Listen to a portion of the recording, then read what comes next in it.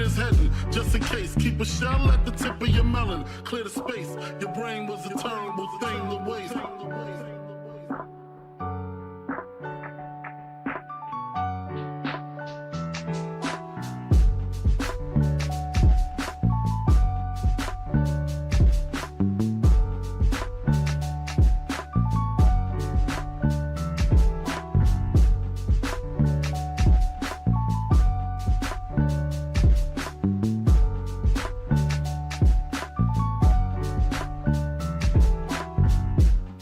Realizing to master enterprise, and I ain't have to be in school by 10. I then began to encounter with my counterparts on how to burn the block apart. Break it down into sections. Drugs by these selections. Some use pipes, others use injections. Syringe sold separately. Frank the deputy, quick to grab my Smith & Wesson like my dick was missing. To protect my position, my corner, my layer. While we out here, say the hustler's prayer. If the game shakes me or breaks me, I hope it makes me a better man. Take a better stand. Put money in my mom's hand. Get my daughter this college plan, so she don't need no man. Stay far from timid. Only make moves when your heart's in it. And live the phrase, sky's the limit. Motherfucker.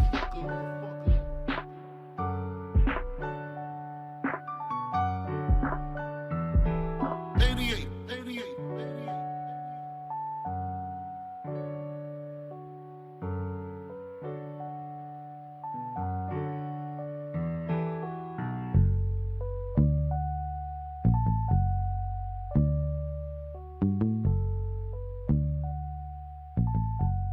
And live the phrase, sky's the limit.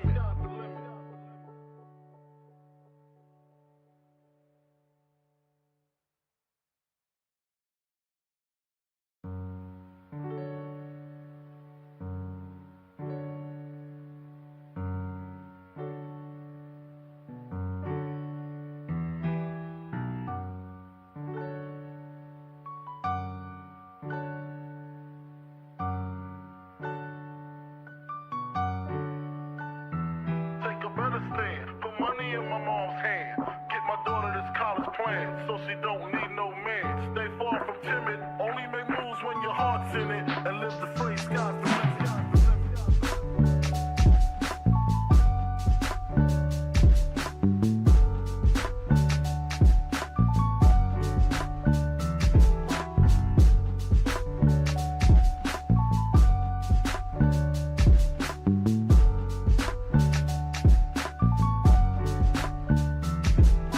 Never been as broke as me. I like that. When I was young, I had 2 pair of leaves. Besides that, the pinstripes and the gray. The one I wore on Mondays and Wednesdays. While niggas flirt, I'm throwing tigers on my shirt and alligators. You wanna see the inside? I see you later. Here come the drama. Oh, that's that nigga with the fake. Wow, why you punch me in my face? Stay in your place, play your position. Here come my intuition. Go in this nigga pocket, rob him while his friends watch it, and hoes clock it. Here comes respect.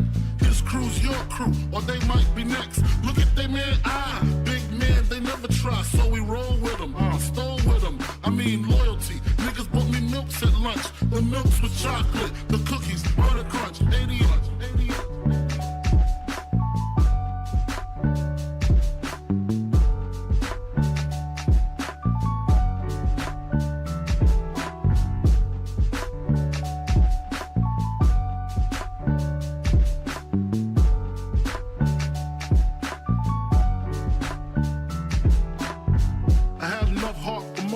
Long as I got stuff for most of them soft. Even when I was wrong, I got my point across. They depicted me the boss. Of course, my orange box cutter make the world go round. Plus I'm fucking bitches ain't my homegirls now. Start stacking, dabbled in crack, gun packing. Nickname Medina, made the scenes, took my Ninas. From gym class to English, pass off for global. The only nigga with a mobile. Can't you see like total? Getting larger in waist and taste. Ain't no telling where this spelling is heading. Just in case, keep a shell at the tip of your melon. Clear the space, your brain was a terrible thing to waste.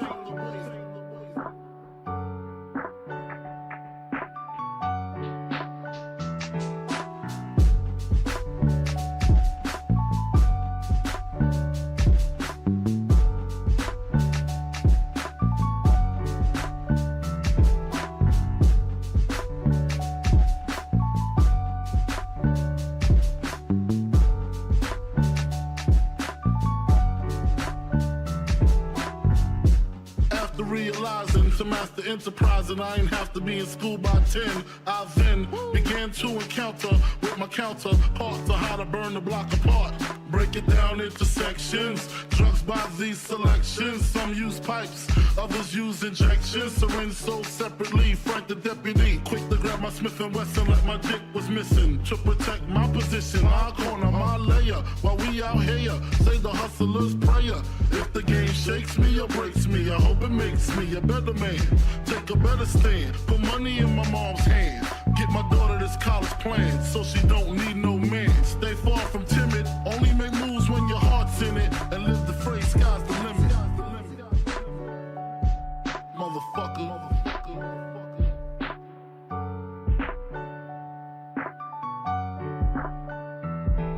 88.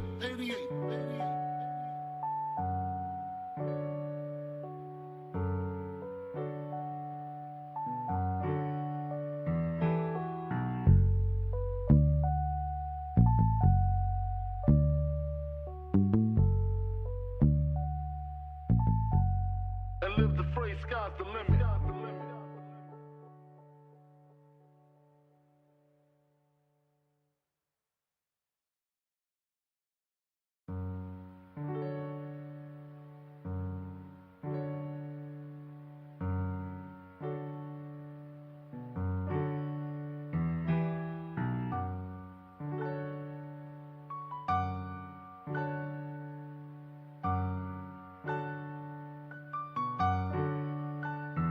Take a better stand, put money in my mom's hand. Get my daughter this college plan, so she don't need no man. Stay far from timid, only make moves when your heart's in it. And live the phrase, sky's the limit.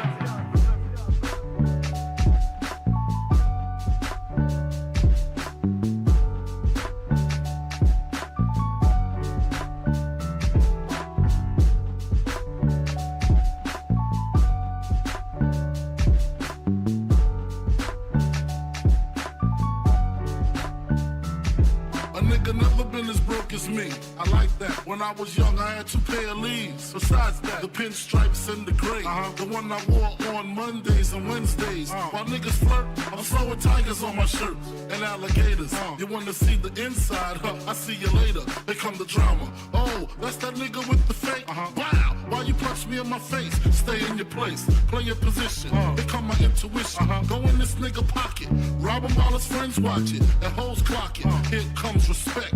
His crew's your crew, or they might be next. Look at they man, big man, they never try, so we roll with them. I stole with them, I mean loyalty. Niggas bought me milks at lunch, the milks with chocolate, the cookies, butter crunch, 80.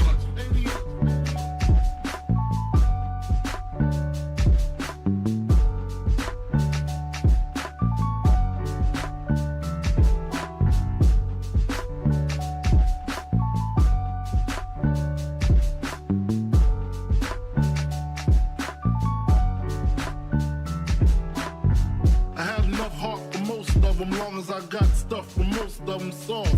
Even when I was wrong, I got my point across. They depicted me the boss. Of course, my orange box cutter make the world go round. Plus I'm fucking bitches ain't my homegirls now.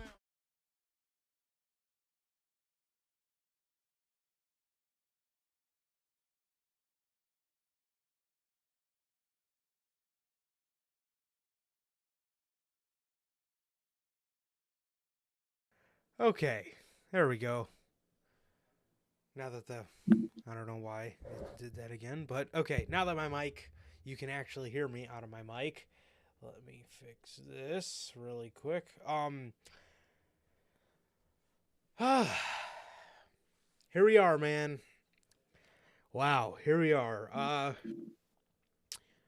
Jesus, an absolutely insane weekend for WWE. Last week was pretty good for them.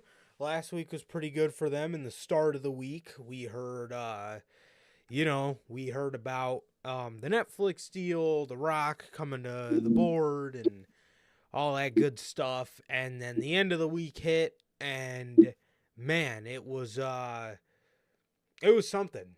It was something, dude. We got 70 pages worth of allegations thrown on the table. which are fucking absolutely wild. Some of the most wild shit I've ever read in my entire life. There was that. So there was that, and then the just Royal Rumble show we got, I just felt was just a I felt was incredibly underwhelming. Being that what we looked at, what we were looking at for in terms of build for the show, man, it was really something that I just don't think lived up to the hype at all. In my honest opinion, man. There was, couple things at the Royal Rumble that were really good, man. But in terms of, like I said, what we were built up for, man, in my honest opinion, it fell flat. Fell flat at that mark. So I mean, they got another 2 months to another 2-3 months to build us to that. You got the chamber still, so there's that. But dude, I mean, you're looking last week, bro. If you would have asked me last Wednesday, before any of this came down, before any of what happened, you're looking at a just drastically different WrestleMania 40 card. And it almost seems in the course of 4 or 5 days, dude, this WrestleMania card has just completely been flipped on its head. It almost kind of reminds me of WrestleMania 32. It almost reminds me of WrestleMania 32, where you come around to the show and fucking all your heavy hitters are injured.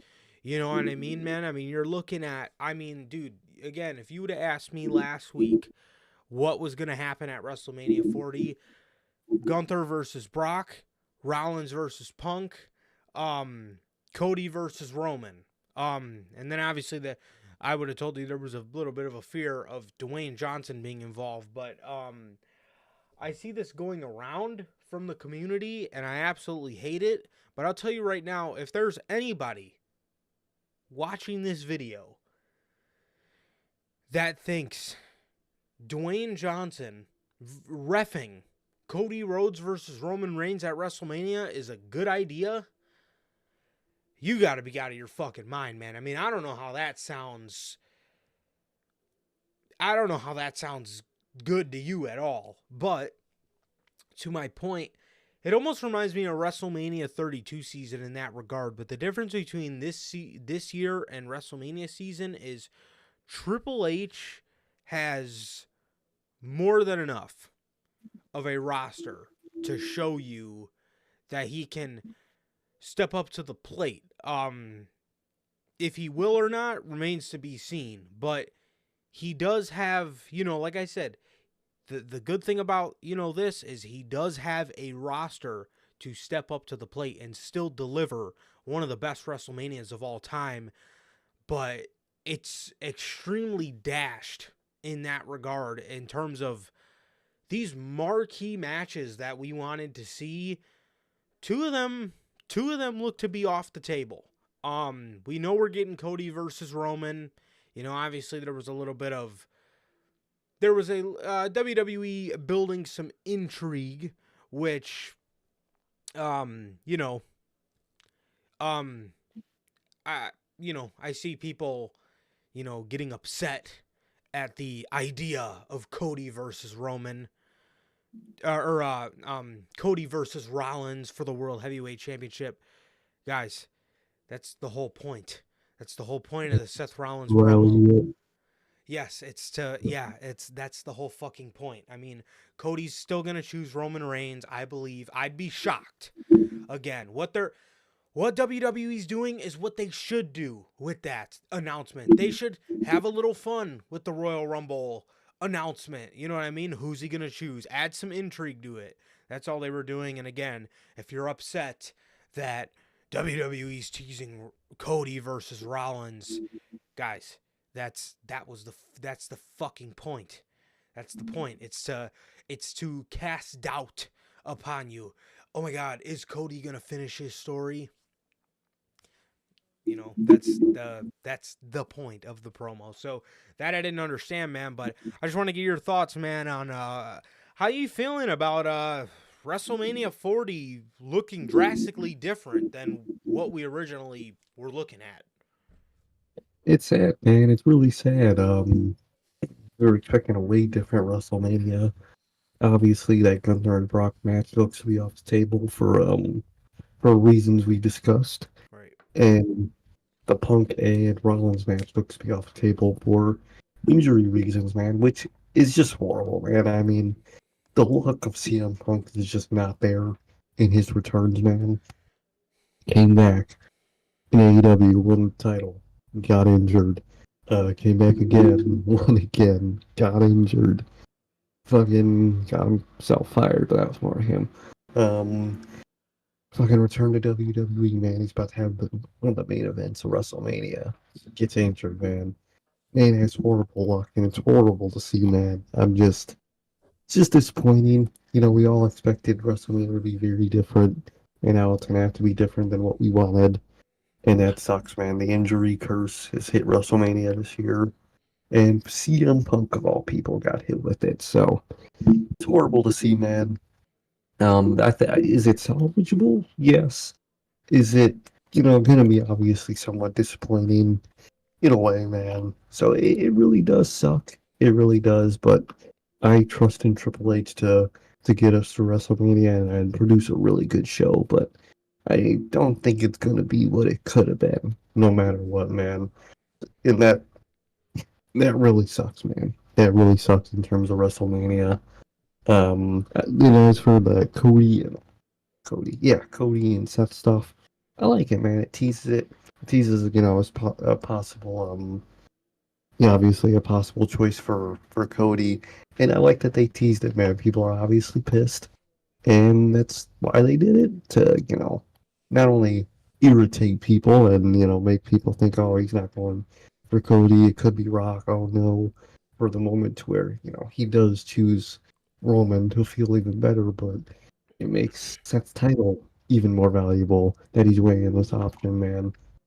Because on TV, he's gonna say, not really an option of the title. It's more of the history of the title, and that's why he chooses Roman. And got to get his look back, man. He can't say it like that.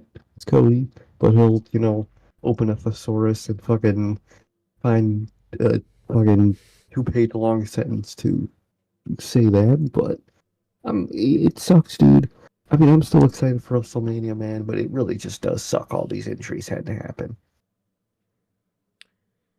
Definitely, man, definitely. But like I was saying, it reminds me a lot of WrestleMania 32 season. But like I said, the difference here is when all those guys got hurt for WrestleMania 32 season, they didn't have other people that are worthy enough to step up to the plate. Thankfully, even though all the absolute fucking idiots on Twitter like to think that WWE's men's roster has no promise. It does. And they have a lot of people that can step up to the plate and, like I said, still give us one of the best WrestleManias ever. But this is going to be a very telling time, and it's really going to show how well Triple H is going to be able to book by close call. So this is going to be a very telling time for him. This is going to be a very telling time for him to see if he can do it, and I think he'll be able to do it. I think he'll be able to do it. Like I said, he's got more than enough people on that roster that either haven't been used, just came back, just got called up, haven't really done much since they got called up. I mean, there's a ton of people that you can use and that can step up and fill those spots for the time being. So I think he'll be fine, but we're just gonna have to let it play out, and we're just gonna have to see what Triple H is able to cook out of all this. But yeah, yeah, It is what it is, man. It is what it is, but I mean, it sucks because, like I said, literally most of the stuff we were all looking forward to for WrestleMania 40, like I said, a lot of those WrestleMania 40 dreams seem to be dashed, but it is something that remains to be seen on what Triple H can do with it, and I think he'll be able to. I think he'll be able to turn out a really good show nonetheless. But we will just have to wait and see on how everything turns out. But I'll tell you, man, I really don't know in terms of. So you don't have a match. And I guess I'm gonna pose this as a question to you, Sir K, and you guys in the chat as well. You obviously have a match for, Cody and Roman. That's still good. Rollins and Gunther are two guys that obviously got their opponents either caught up in iMessages or injured. So what do you do with those guys at WrestleMania, in your opinion? It's tough, dude. It's tough. I mean, I would be okay with Gunther and Seth. A lot of people like that. But I think Logan said this, and I would have to agree with it. I want Gunther to lose the IC title to someone before he goes for the world. I really do. And I think he should have his own separate match. And as for Seth, man, it's difficult, man. I think the best option on Raw at this point is something with Drew McIntyre, and you could throw Sami Zayn in there. To be honest, I think I would like that. I think maybe a triple threat, Seth, fucking Drew and Sammy. I think that could really good. But unfortunately, to me at least, you do still have the factor of Damian and Priest holding the Money in the Bank. This actually might be their only opportunity to have them cash in and win, and not really fuck up anything major for WrestleMania. I could see them doing something with Damian Priest and all that situation. Maybe it's a 4-way. Maybe whoever wins at WrestleMania gets cashed in by Priest.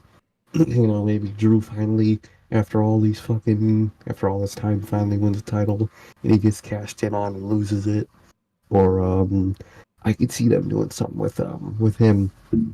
And as for Gunther, yeah, I think you got a lot of names that could face and beat him. You have Gable, that's still on the table. That would be really good. You could always run it back with Sheamus if you really want to, even though I don't think it's necessary. Kind of did it last year and didn't, go with that. But you still have that on the table. You have Andrade. He's on Raw now. You could do Andrade. That would be really nice. You have a lot of singles men, and I really think for Gunther this year, it's just choosing phenomenal singles men to take that title and run with it, man. I really think, to be honest, for me, you could have a lot of people beat Gunther, and I think it'd be okay. So overall, although we're not getting the Brock match for reasons, for very horrifying reasons, but I think you could do fit, and especially for that title, I think you have a lot of options to put that title on people on Raw in actually a really good way this year. They have a lot of great singles men they could put that on. That I would not be mad at all if they beat him. Yeah, man. That's those are definitely a lot of good options. I think so. For me, with Punk going down, obviously, I think similar to you, I really think I'm looking at Drew versus Seth, or Drew versus Sammy versus Seth. I really think those are two matches that could happen. But if you do end up doing Drew versus Seth, when it comes to the Intercontinental Championship, to be honest, man, the problem with Gunther is a lot of the people that he's still around feel very beneath him. And they feel very not really worthy to hand him that first loss. Like, I'm going to be honest. I know we love him. I really do love him. Chad Gable, they have absolutely done nothing to make him still feel relevant in terms of a legitimate challenger for the mid-card championship. He literally, after the Gunther matches, fell down into obscurity and started in a feud with Ivar, where he's getting handed losses randomly on Monday Night Raw. So to be honest, I know we love him. I do love him. And in a perfect world, I would love to see him do it. But Chad Gable, I really think's out of the picture. For me, the two guys I'm really looking at for Gunther that feel legitimate enough to beat him and actually go on to have a run that can actually somewhat live up to the hype of his reign. I'm looking at Andrade, and I'm looking at Sami Zayn. That's a good one too. Though that's kind of who I have in mind again, man. I mean, they should have Jey Uso even is another guy. I mean, I feel like it is going to be at Mania, so Jey will be occupied there, but I mean, if Gunther, we don't know when Gunther's going to drop it. It very well could be at Mania. It very well could be in the summer. Just a couple months before he starts to go after the WWE Championship. But I think if I'm booking it, I'll do it at Mania. But yeah, not necessarily not live up to the hype of his reign necessarily, but you to put it on somebody who isn't gonna give you a lackluster reign after, because I've said it, Gunther's in my top two. It's him and Miz up there for me as the greatest Intercontinental Champions of all time. So, you're not gonna. It's gonna be impossible finding somebody finding somebody who's going to exactly give you a reign just as great as his. But if you could just find somebody that's going to give you a solid reign with it, I think you'll be just fine. And I think for me, I'm looking at Andrade, or I'm looking at Sami Zayn. Another guy I think would be pretty good with the IC title. Unfortunately, I do got to throw his name out of the hat because they did tease him going to SmackDown, but Braun Breaker is a guy. I think that would be pretty cool for having that. But maybe Braun's the guy to beat LA Knight for the U.S. Championship or something like that. But yeah, so that's who I'm thinking about for Gunther at WrestleMania. Like I said, Andrade or Sami Zayn, I think, are the two guys that are probably your best bet, and your two guys that actually feel legit enough and have been booked. Well, I mean, Andrade just started, but Sammy's at least a guy who's been booked in that upper echelon of talent to the point where, it would feel okay giving the IC title to him. And then Andrade too, I mean, you have a clean slate with him. All you got to do is continue to, not book him how he was booked in AEW, and he'll be legit enough, I feel, to beat Gunther for the IC title. But that's what I'm looking at for WrestleMania, man, because, yeah, like I said, this absolutely got flipped on its head. But I think Triple H will be just fine in the long run. So, yeah. I think he will, man. I think we'll survive and thrive this WrestleMania, but it does suck that we don't, especially for, man, I feel real bad for the guy. Seriously, man. Seriously. So, yeah, man, I guess we'll go ahead and hop into the intro, man. So what is going on, everybody? We're back with yet again another edition of the Notorious podcast, another edition of Notorious Unscripted. This is episode 180 of Unscripted, man. And with that, ladies and gentlemen, how the hell is everybody doing, man? How the hell is everybody doing? If this is your first time watching, guys, do not know how the show works. Every Monday, we are on here with Notorious Unscripted, and every Friday, we are on here. Every Friday at 4 p.m. Central, we are on here with the news, man. If you guys did miss all the shows from the weekend, man, if you guys did miss the news from this Friday, the Royal Rumble predictions, WWE moving to Netflix, and Vince McMahon accused of sex trafficking allegations, which we would then talk about it in the beginning of our Royal Rumble review. During SmackDown, Vince McMahon did resign from TKO and all his duties over there. So he's gone. He's gone at this point, man. That and the Royal Rumble 2024 review. If you guys did miss all that good stuff, all the good shows from the weekend, I want to thank you guys for what was a great weekend for us in terms of you guys showing up for, the shows and stuff like that, man. So I want to thank you guys for that.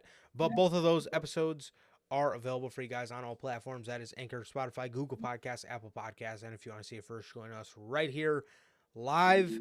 Like I said, every Friday at 4 p.m. Central for the news and for the Big Five for WWE and the Big Five for AEW directly after the show goes off the air, man. Also, if you guys have not got a chance to get your hands on some of the official Notorious podcast merchandise, you guys can now find this live on the merch shop. That is bonfire.com. The link is at the top of the description of this very video. You got all 8 of these beautiful designs and more available on there for you guys, man. You got the Chicago flag design, the Uncrowned Kings of the IWC, the Biggie-inspired design, the base logo design, the Riddler-inspired IWC's Best Kept Secret design, the Notorious World Order design, the Grand Slam design, the Scratch logo, and the only community that matters. All 8 of these beautiful, beautiful designs, the very best in the IWC, mind you. Available on the merch shop for you guys, man. Again, that is bonfire.com. Link is at the top of the description of this very video, man. Also, this first time watching, you guys do not know who we are here at the Notorious Heels podcast. I am Johnny Mayhem, one half of the host of this very show. As for the other half, we got my man Sir K here. How's it going, man? It's going good, man. It's going good. Just been going, man. Had a great weekend. Very fun weekend. And I'm just going waiting for Mania, waiting for multiple other things, but excited, man. I'm excited for what's to come the rest of the year, man. Because 2024, it's off to a rocky start, man. I think we could all say that. But I'm going. Can't wait for everything to happen this year, man. So far, like Durante always asks, how's life? How's family? Life's good. Family's good. What about how is everybody doing in the live chat and in the replay, man? What about you? How are you doing? Doing good, bro. Doing good. Yeah, doing good, man. Just just nothing too much, bro. Nothing too much. Just getting ready for Elimination Chamber weekend, which is a whole month away, but excited for that. That's pretty much the next exciting thing that I'm excited about coming up. And yeah, that's pretty much about it, dude. That's pretty much about it. Other than that, man, nothing much going on. Nothing much going on for me, man. But as Durante always asks, I'm good. Family's good. And what about you, Durante, Logan, Bell, and everybody here in the live chat, and everybody that's going to be a part of the Replay Mafia, man? How the hell are you guys doing? Thank you guys for being here, man. As always, bro. And yeah, man. What is going on? What is going on, guys? Hope you guys are all doing well. But I got to address this, dude. Bro, the people talking as if they know who these people are in these court documents are absolutely fucking ridiculous, man. I mean, dude, people trying to say that, Triple H is corporate officer 1. He very well could be, but he very well couldn't. Do you want to explain to me how the fuck you know that? I mean, like, bro, these people talk like they sitting in their bedroom, hanging out on Twitter, know this shit as factual information. Like, bro, fucking, for the last time, bro, you don't know shit. How the fuck? It pisses me off so much, because literally all fucking weekend, dude, after Triple H gave that response, and it's like, dude, you knew damn well he was gonna dodge those questions. You knew damn well he was going to be dodging questions, and he doesn't give the answer you were looking for, and people are, oh, that was horrible. You knew he was going to dodge him, so why would you even fucking ask? And it's like, one of the guys was like, what are you going to do to prevent people from abusing their power? Triple H says, you know, in the least corny way possible, everything possible. Yeah. What's wrong with that answer? He's going to do everything he can to make sure that people don't abuse their power. What did you want him to say? No, we're not going to care about it at all. We're going to make sure it happens again. Is that going to make you happy? I mean, you fucking knew damn well going into that. And I know, being a journalist, you want to ask the hard-hitting questions. I fucking get it. I get it. I get you want to ask the hard-hitting questions. You want to ask the questions, you know, that are, you know, hard hitters, you know, heavy hitters. I get it. I fucking get it. But to sit there and fucking berate the man for dodging the questions when every fucking person on the planet knew he wasn't gonna answer those questions, and then to go and shit on him, I think it's absolutely ridiculous, man. I think it's absolutely fucking ridiculous. I really think it is. I don't know what people expected him to say, that he's gonna fucking spray paint the Punisher logo on a fucking vest and go fucking pop whoever's doing this shit backstage. I don't know what you expected him to answer. Not only is he just not going to answer that fucking question, because obviously he's going to dodge it, but even if he wanted to, it's under investigation. He can't. So, I don't know why they even asked that shit, and I don't know why they're mad. I really don't know what they expected him to say. I really don't know. Seriously, dude. I mean, it doesn't make any fucking sense, man. It really doesn't make any sense to me. It's like, you know,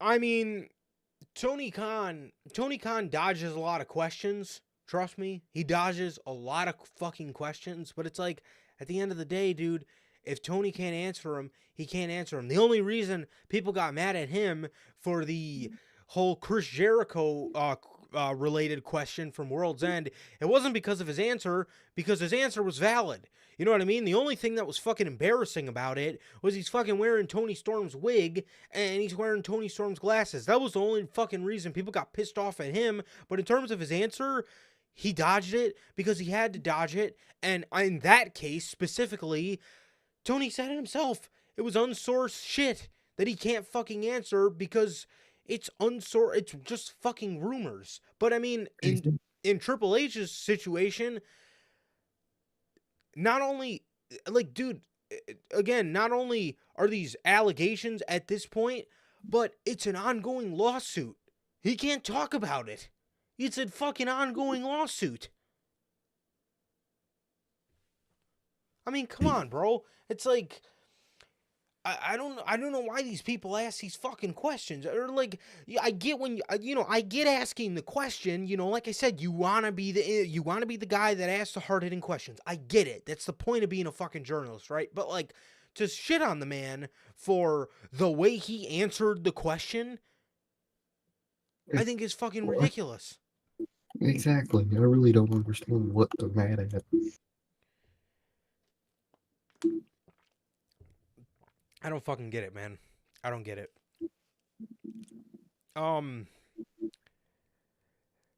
Yeah. Also, according to these people that really know what's going on, Triple H is on his way out. Sure. What? Okay. Sure. Yeah. Corporate officer number 1, Triple H. I mean, are you fucking serious, man? That makes no damn sense. Speaking of, are you fucking serious? AEW Dynamite. Dude, what? Dude, what did I sit right in this fucking chair and tell everybody? What was it about these rankings? And the best part is, it's not over. Tony Khan sent out a tweet me and Sir K were fucking cackling at in the little start screen. Bro, fucking Dynamite this week. It's confirmed. Jon Moxley versus Jeff Hardy. Oh, What? Why? And in between he goes, both running wins in the much anticipated return of the rankings. So, first of all, I gotta ask the question, Tony. Was the ranking not back last week? Why the fuck did we have pointless matches then last week? Because what the fuck?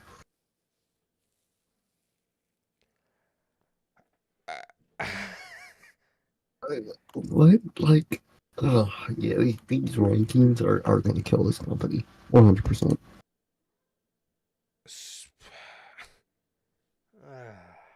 See, oh man, bro. I don't know, dude. I don't know. This episode of Dynamite was not my cup of tea. This was more of a fucking episode of New Japan than it was AEW. There was just a bunch of random fucking matches that I can give a fuck and a half about. That's all this episode of AEW Dynamite was to me. How'd you guys feel about it, man? I would love to know.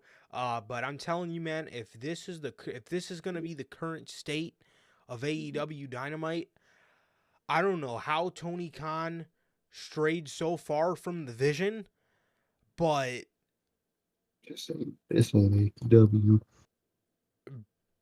dog, like, what the fuck? What is this? Yeah, this is quite insane.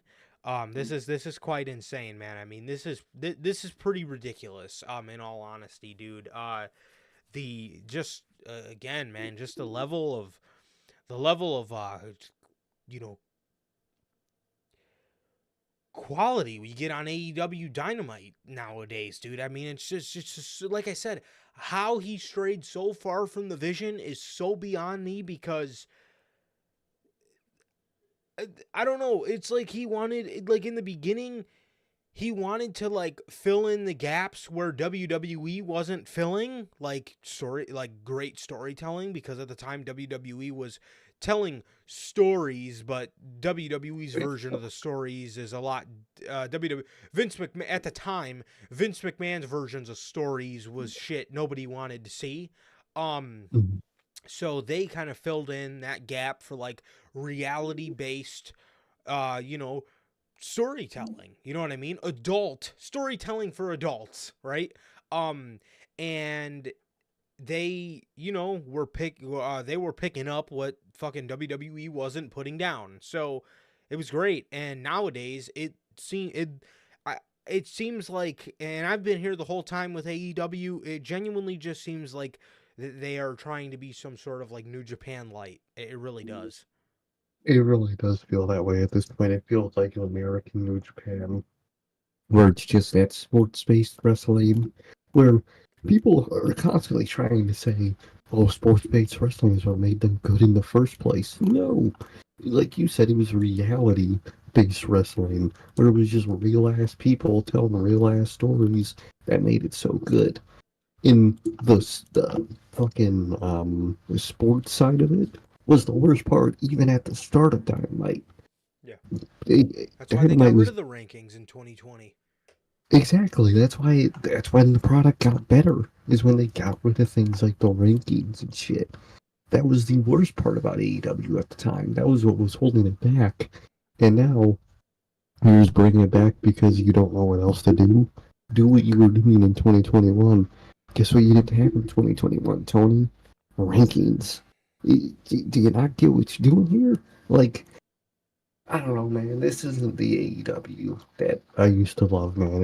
Now it's the AEW that I fucking dread to watch every week, and I don't know how much longer I'm going to watch it, because if it continues like this, which it looks like it will, it ain't gonna be for me, I'll tell you that. Yeah, I mean, yeah, completely, completely ridiculous, bro. Completely fucking ridiculous. The show opens up with Samoa Joe, Mr. Transitional Champion himself. He comes out there. He's cutting a promo about Swerve and Hangman, and who's gonna step up to him next. And comes out. Hook comes out, and he gets in Samoa Joe's face, and he says, "I don't know when, and I don't know where, but I will find my way back to you." As they shook each other's hands, and that was that. Hook looked great in this segment. He looked great last week, and I hope, I, I certainly hope that they are going to actually keep his momentum going. But I say that very loosely because I don't have much faith in them keeping his momentum at a steady pace. But I really don't. I hope so. Being that he just told Samoa Joe this, I'm fully expecting him to just fade away into oblivion. Um, I'm fully expecting that to happen. But that is to be waited and seen. So I hope not, but Um, I have no his faith. rank, Oh, I think, according to AEW fans uh, and what's going to be Tony Khan, as long as his ranking is a good ranking, he'll be fine. uh, Which is just going to be a bunch of fucking rampage matches that nobody watches. literally, nobody fucking watches collision matches at this point. I don't know, I couldn't tell you ever what happens on Collision. So Samoa Joe then tells Hook, yeah, remember when I said Hook looked great? Well, then he tells Hook to get out of the ring, and he tells security to get him out of the ring, and Hook just starts fucking whooping ass on like 37 security guards, and it was just like, oh, what the fuck was that for? Like, what? What is Tony Khan's obsession with people beating up fucking security guards? It doesn't make them look good. It makes them look fucking lame as shit. It's No, the only like, thing that beat up. yeah, like, dude, he used to do the same shit with Wardlow. He used to have Yep. Wardlow beat up like fucking 40 of them, and like, dude, he doesn't look any better. Like, what? Like, It's just stupid as hell. I hate when they do that shit, and they do it all the time. Oh, we gotta build this person up, put them in squash matches, and during their feud, have them beat up security guards. It's all they do. It's all Tony Khan knows how to do. it really makes no fucking sense, dude. I mean, and Hook didn't even do anything. Like what? No. Like what in that segment warranted security to be called? Mm. And he's an AEW heel. He's just gotta be a needless asshole for no reason. Doesn't make any sense, bro. But that was that. Afterwards, we got Hangman versus Penta.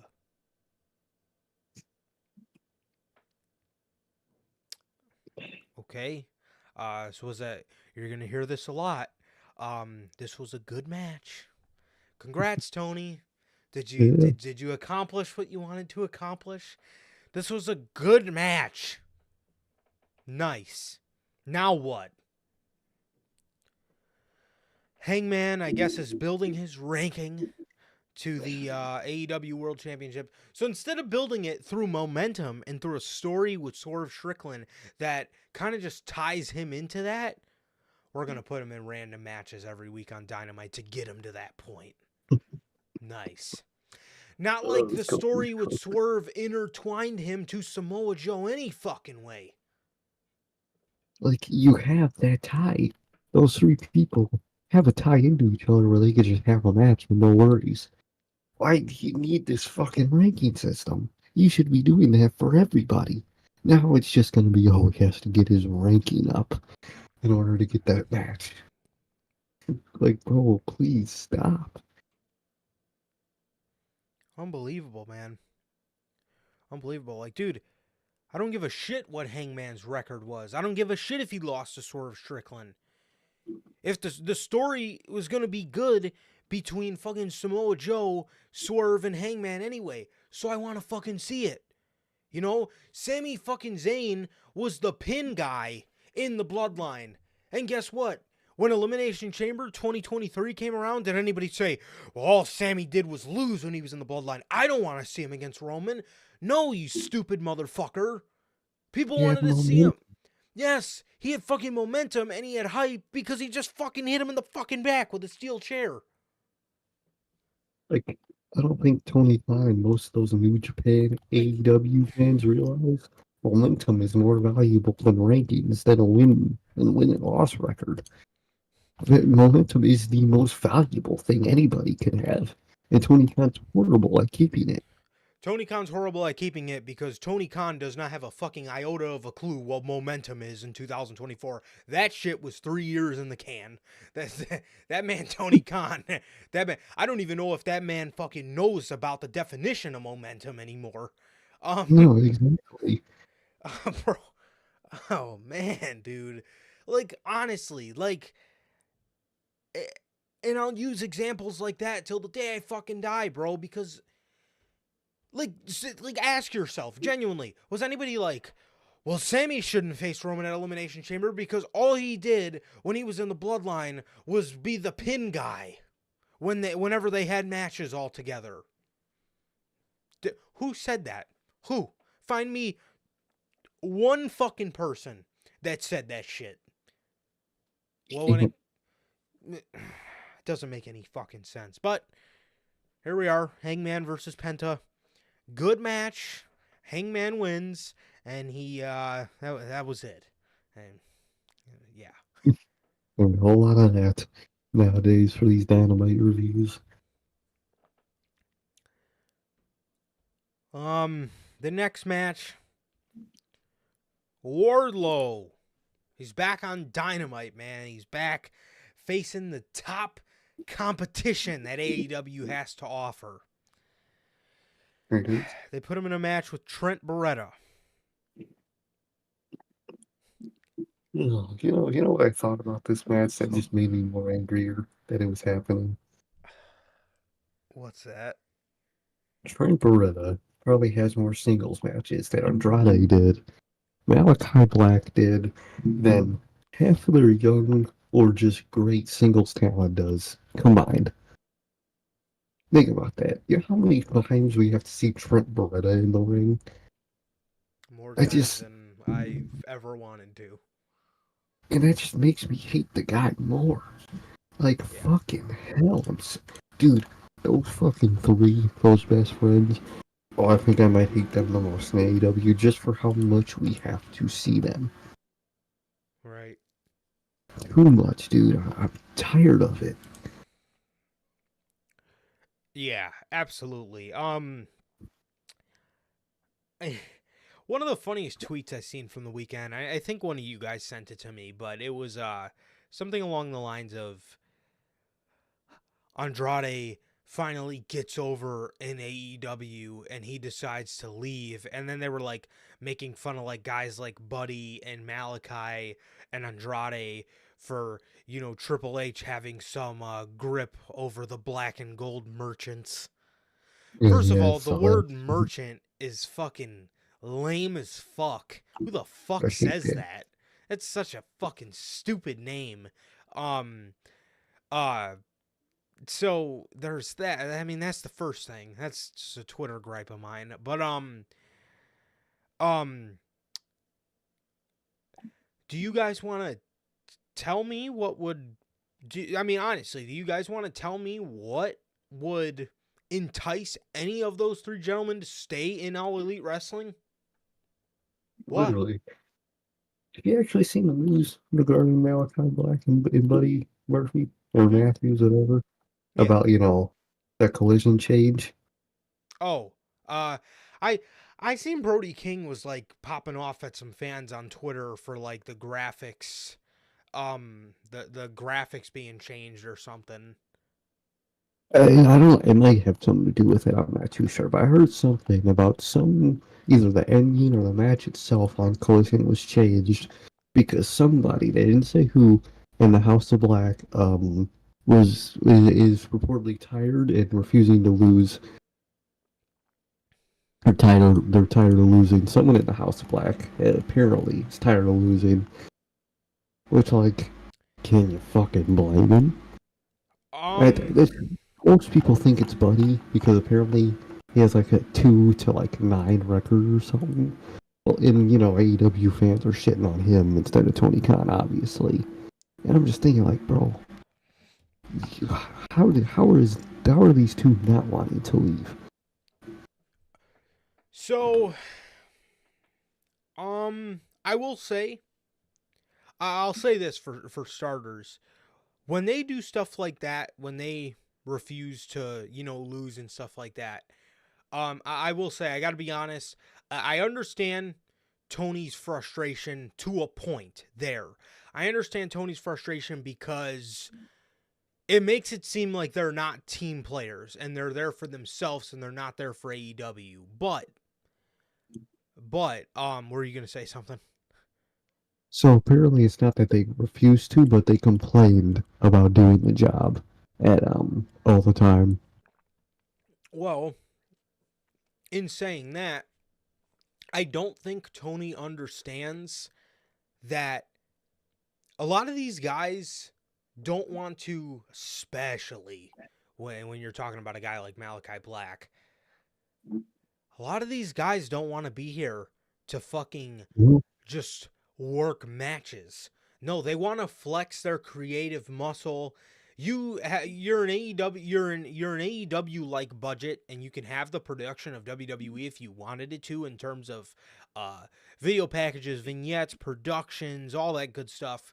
And a lot of guys want to use that to their advantage, and all you have for them is fucking matches. And in terms Mm-hmm. of the House of Black losing, again, on one hand, I do get Tony Khan's frustration in the term of he knows these guys are going back to WWE anyway. So in his mind, I could see why he says, like, okay, why put them over? But at the end of the day, it looks like shit, and it's very WWE-esque because that's the kind of stuff WWE used to do. They used to, bury the ever living fuck out of somebody. You know what I mean? Mm-hmm. If they complained or thought they were gonna leave. So no, but I mean it's like he doesn't help their case. He doesn't make their work. Fucking. He's not he's not throwing them any bones creatively. Like, how do you expect these Yeah, people to stay happy? exactly. That's the thing to me, man. Like, yeah, it could be annoying for Tony Khan when people complain about that type of stuff, but like, you did it to yourself. Yeah. It's not like they're just bitching about fucking losing to the Hangman or something. They're fucking losing 24/7 on a nothing show, doing Right. nothing things. That's, I mean, you kind of can't complain that they're complaining at that point. Yeah, exactly. Like I said, like I get his I get Tony's side of it to a point. In that sense, but I mean, if you're looking at it, big picture, these guys came to AEW. I mean, let's be honest, because it reminded them of NXT. You know what I mean? The Exactly. stories that were told on NXT and all that good stuff. They come to AEW, and I mean, they could have just fucking went to Japan for this, you know. I Um, feel it immediately. but yeah, I mean, in terms of those guys going back to WWE, I fucking hope so. I hope so, and I see everybody bringing up, these guys are sellouts. They're going back to the place that fired them, dude. Again, Oh, yeah. Triple H can dodge that this is a new WWE all he wants. This is a new WWE. This is I mean this is it's a new WWE, man. It's a new WWE, and I don't blame those guys for wanting to go back at all because you're not fucking throwing them any bones creatively. You know what I mean? Like, dude, the last time the House of Black was winning was in the summer, and they had a fucking bare bones ass, fucking lame ass trios title run that was just filled with just empty wins. None of those wins mattered. Do you even remember their defenses? No. Nope. I guarantee you those guys wanted to tell a story with a fucking group. And all they got was random matches on Collision. That's all they get. And you know, you want Billy Gunn to have a moment, so you take the titles from them, and they fucking lost for the better part of August, September, October, November, December, January. Almost 6 months, 5 months, damn near just losing. How do you not expect them to get mad? Yeah, exactly. I would be upset too. I'd be out the door. If anything, I'd be asking for my release. They're lucky. Tony Khan is lucky than neither of them asked for that release. Because if I was Malachi Black, I would have. I genuinely would have at this point. Yeah. Why waste my superstar momentum in this company that's not going to give me any? I want to go somewhere where I actually feel like something. I don't want to stay there. I mean, if anything, they are the ones being nice to Tony Khan, man. And it sucks that this is what this company has turned to, but I mean, come on. What do you expect when you book people like that? Definitely, man, definitely. And what is going on, Gotti? How's it going, bro? Thanks for Man. joining us. Raw was decent. Raw was decent. There's definitely a couple talking points during Monday Night Raw, but yeah, it was a decent show for sure. Wardlow and Trent Beretta. Wardlow beats Trent Beretta here. Who cares? Literally. What does this do for anybody? Absolutely nothing. That's the answer. Tony Storm has a sit-down interview promo segment with Deonna Purrazzo. This was decent. This was decent, man. Deonna just talked about how, you know, her and Tony used to live in her house for a little bit, and she talked about, how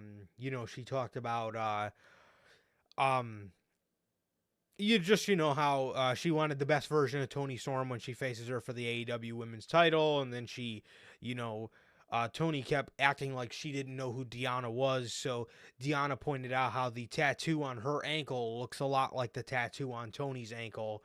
So that happened. Tony Storm threw the shoe at her. Fight broke out, and Deonna chased everybody off from Tony's side and held up the AEW Women's title. Pretty good segment. I really like Timeless Tony Storm. I think she's a character work. Simple as that. Fucking character work. You get some of it on your television, and it's some of the best parts of your television. Tony Storm, MJF, Christian Cage. Character work equals good fucking television, not matches. Overall, I like the segment, and I liked it a lot. Exactly, man. Proven on AEW is more of characters and story. Even production, I like the way they did it with like half the interview being black and white, half being in color. I thought that was really fucking cool. And I like what those two said about each other. I like their history, and I really like what they got going on over there. I think that's what AEW needs way more of. Definitely. That definitely is a huge fear of mine as well. Logan fears that Deonna Purrazzo is going to go nowhere after this. I was going to use the phrase I hope they don't Ruby Soho her. I think they In will. that sense. I genuinely at this point have no faith in Tony Khan. Deonna Purrazzo will be momentumless in 2 months. So, I mean, I expect it at this point. So, I mean, it is what it is. Especially when he gets his shiny new toy, aka Mercedes. Yeah, it's over with. Speaking of that women's division,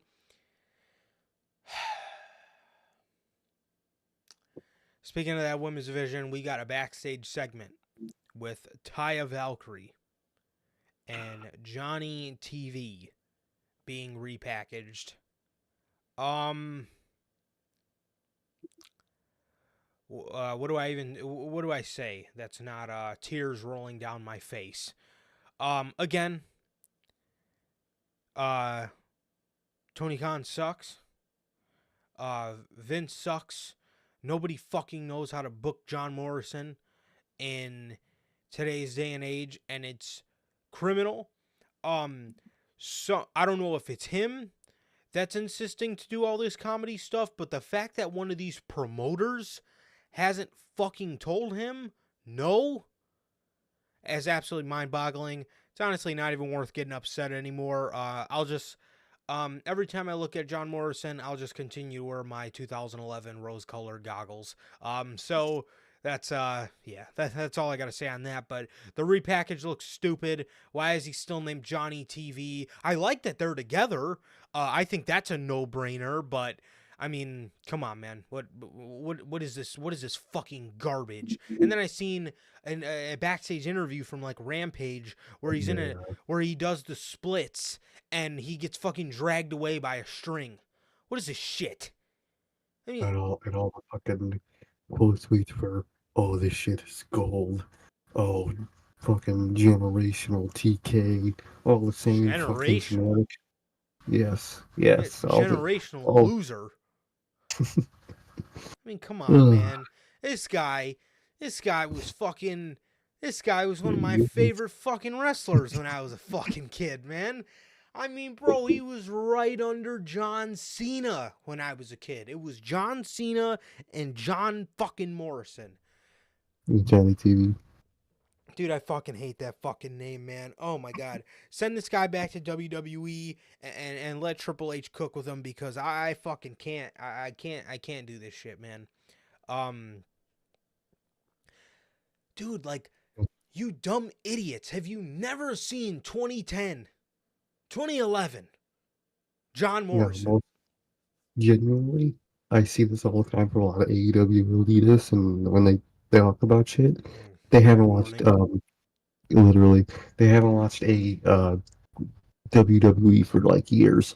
They always mention how, oh, I never watched Black and Gold because I don't watch that company and shit. I always see shit like that, dude. They haven't watched that company in years. They have no clue what they're talking about. Well, boy, you missed out on some great shit. They really have, and they're proud of it too, which is the worst part. Yeah, that's foul as fuck. Dude, I love TV. Dude, get this shit out of here, bro. I'm so fucking. I mean, dude, the way these people book John Morrison is absolutely criminal. It is what it is. Again, I don't know if this is him insisting to do all this comedy work, or if I don't know if this is the vision his promoters see for him. But dude, this shit is seriously so ass, bro. John Morrison from 2010, 2011, bro. My God, bro, that man was one of the highlights of my childhood, bro. Seeing that man do parkour, I used to jump around my fucking living room thinking I was fucking John Morrison, bro. That was my fucking boy when I was a kid, bro. And, you know, fast forward, man, and, you know, you just see that shit. Yeah, you see the... You see the potential completely wasted in him. At least he had a good run in Lucha Underground, I guess. That was you know, at least somebody knew how to fucking treat him well. Definitely. I think he's the case of, to be honest, I don't know. I think he doesn't mind the, you know, comedy stuff, but what I really think it is same. I think TK does the same thing a lot that Vince used to do. If he finds you're funny or that people enjoy something out of your character, that is all you are. Look at Orange Cassidy. He just did one thing. Orange Cassidy used to do a bunch of funny stuff. You know, I loved back in the start of AEW when they would randomly walk upon Orange Cassidy and, you know, be scared and walk away. Haven't seen that shit in years because does he even really do the hands in his pockets thing anymore? Like, I rarely even see that. Like, TK is just like Vince. Him a workhorse. Everybody's a fucking workhorse. But like Vince TK is just like Vince. If he sees one attribute he really likes, that's all you are. He saw shades of Goldberg and Wardlow, he turned them into Wardlow. Same with Jade Cargill. And I think Morrison is the same. He likes some Morrison's a funny guy naturally. So to TK, that's all you are. And TK's just like Vince when it comes to shit like that. What's that thing that gets me is like, bro, he's not even that funny. Like, bro, I think he's a naturally funny guy to just be around, yeah. probably, and that's what it is. He really does give those vibes. He's just a funny ass dude to be around when you're chilling with him, and I really think that's all TK needs to be like. Oh, dude, we gotta do something funny with you. Go do the splits, and I'll fucking drag you off camera. I think TK is just like Vince when it comes to shit like that. Hopefully, he's not just like Vince, but at least creatively, he's just like Vince. Like, Tony, bro, I know you were watching in 2011, bro. You're a fucking smart mark. Like, dog, you didn't see this guy running throughout the backstage area just to fucking parkour his way to his coat and his glasses? Like, dude, what the fuck? You didn't see this guy doing Starship Pain off the fucking top of the steel cage 2011, you motherfucker? You didn't see that? Come on, I don't think he dude. did. I mean, what the Apparently not. fuck? This guy was a fucking monster to watch on television, bro. He was amazing. Unbelievable. It's not even fucking worth getting fucking upset over anymore. You Um, say that every time, and you get upset and rant about it every dude, time. no, bro, because it just pisses me off. Like, dude, nah, I'm Every not even gonna get time. mad, bro. Oh, man, it's not even fucking worth getting upset over. And every time we talk about fucking Morrison, you gotta go on a tangent, bro. It's hilarious. I love it. Cause, bro, he acts like he don't know what I seen, dude. Like, bro, oh my god, like how, like, dude, I know you were on those message boards in fucking 2010 and 2011. Like, you fucking moron. Like, bro, this man almost made it to the main event, and he was killing it. And that's all you got for him. Like, bro, how does nobody see anything in this guy other than comedy? Nobody. I don't get it. Fucking God. Anyways, unbelievable. The repackage sucks. He will. I'm not going to be ranting again, bro. That was my last He rant will. for the year. I'm going to be on a rant-free year. Okay. Might as well shut the show down. uh, well, actually, the next match was Swerve and Jeff Hardy. I'm going to be honest. I'm going to be 100% honest with you guys. Positively. Swerve, obviously, Swerve is Swerve. This man, Jeff Hardy, actually didn't look like all of his limbs were about to fall off when he was trying to run. Dude, yeah, I will say, man, Jeff Hardy looked pretty good here today, this past week on Dynamite, man. He looked pretty good. He looked pretty good, man. I must say, he looked pretty good. Jeff Hardy did. He looked great. This is the best in-ring shape that we've seen him in a while. In all honesty, man. Yeah, he looked good, man. He looked good, I must say. But Swerve picked up the victory in what was a pretty decent match and surprisingly a decent showing for Jeff Hardy. Yeah, man, it's shockingly, Jeff did really well. He wasn't fucking flopping around like Finn Balor after he faced Roman. So it's good to see, man. I hope we see more of that, even though I think the match we're getting this week on Dynamite, I don't think it's going to help Jeff Hardy's case. But I hope he keeps that streak up, man. I really hope he does. So based off his entrance, he went to do his little juke thing and he didn't do it and he started doing the delete and his face paint's looking a little more Brother Nero-ish. What I think's going to end up doing is he's going to keep losing and then I think they might do the Broken Hardys thing where they're actually able to preserve their bodies a little bit and not have to rely on this extreme shit that put their bodies in horrible conditions in the first place. But Tony Khan decides to remember what happened in fucking 2001, but not remember what the fuck happened in 2011. So, we're leaning on fucking extreme Hardy Boys, and again, too much physical reliance, and it's not been to their benefit whatsoever. And I swear to God, Tony, if you decide to do the broken shit and all the cinematic stuff again, don't fucking put all of it on Rampage, dude. Don't. Please. Please, please put it on Dynamite to show that fucking matters. Yeah, so, yeah, got them coming out to Loaded. Got them running their shtick from 1999. As if that's... I mean, come on, dude. I don't even like Loaded, dude. I think it's fucking just off-brand, no more words. Yeah, it's, the Like, I mean, yeah, I've never really been too crazy about it, but honestly, dude, the more I hear it, the more it annoys me. yeah, it's one of the, exactly, dude. Definitely. I hope they do that broken shit, man. I hope they bring it back. Yeah. Thunder Rosa versus Red Velvet. Okay. Thunder Rosa won. She finally is on Dynamite. Just a random nothing match. She came back after over a year and didn't even go after the women's title that she lost. So, all Makes all right. sense in the world. Thanks for nothing, Tony. Literally. I can't wait for WWE to get her too, man. Oh, she's gonna be phenomenal over there. I could absolutely see it. Could absolutely see it, man. Sting and Darby Allin call out Ricky Starks and Big Bill.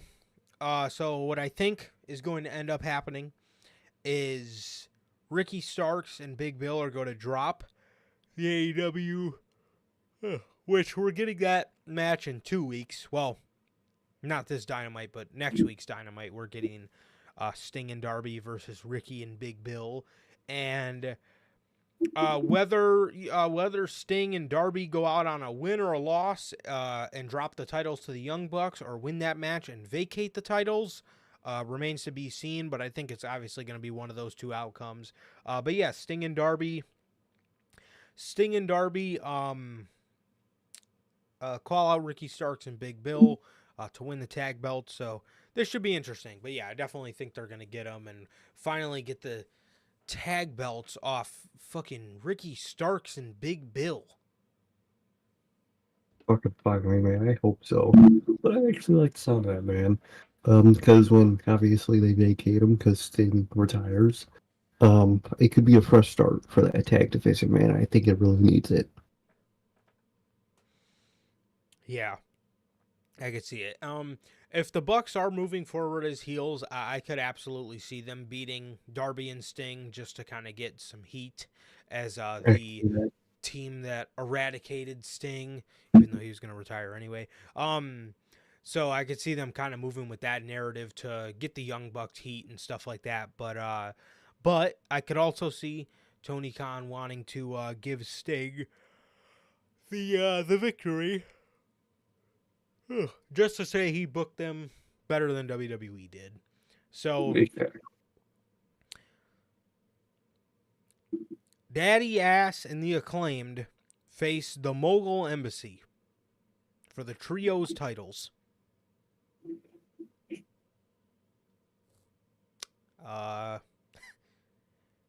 Okay.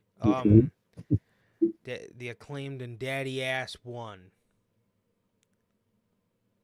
That's that's all I got for that one, man. Why? Oh, You know. also, apparently, I guess because the only thing I could muster up is because the acclaimed, I guess helped the Bang Bang Gang win the trios, the ROH 6-man titles. They came out with Bang Bang Scissor Gang merch, so I guess they're a fucking group now. I guess they're, Which makes no sense because I thought the whole point of this feud, that was, that friendship to a feud, was to get the AEW Trios titles on Bullet Club Gold, but now they have discount trio titles on them, so what's even the point of all this now?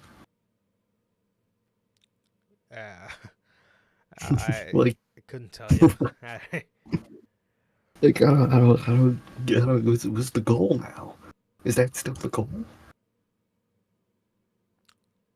I, I don't, I don't know what the goal in this company is, let alone these trios championships at this point.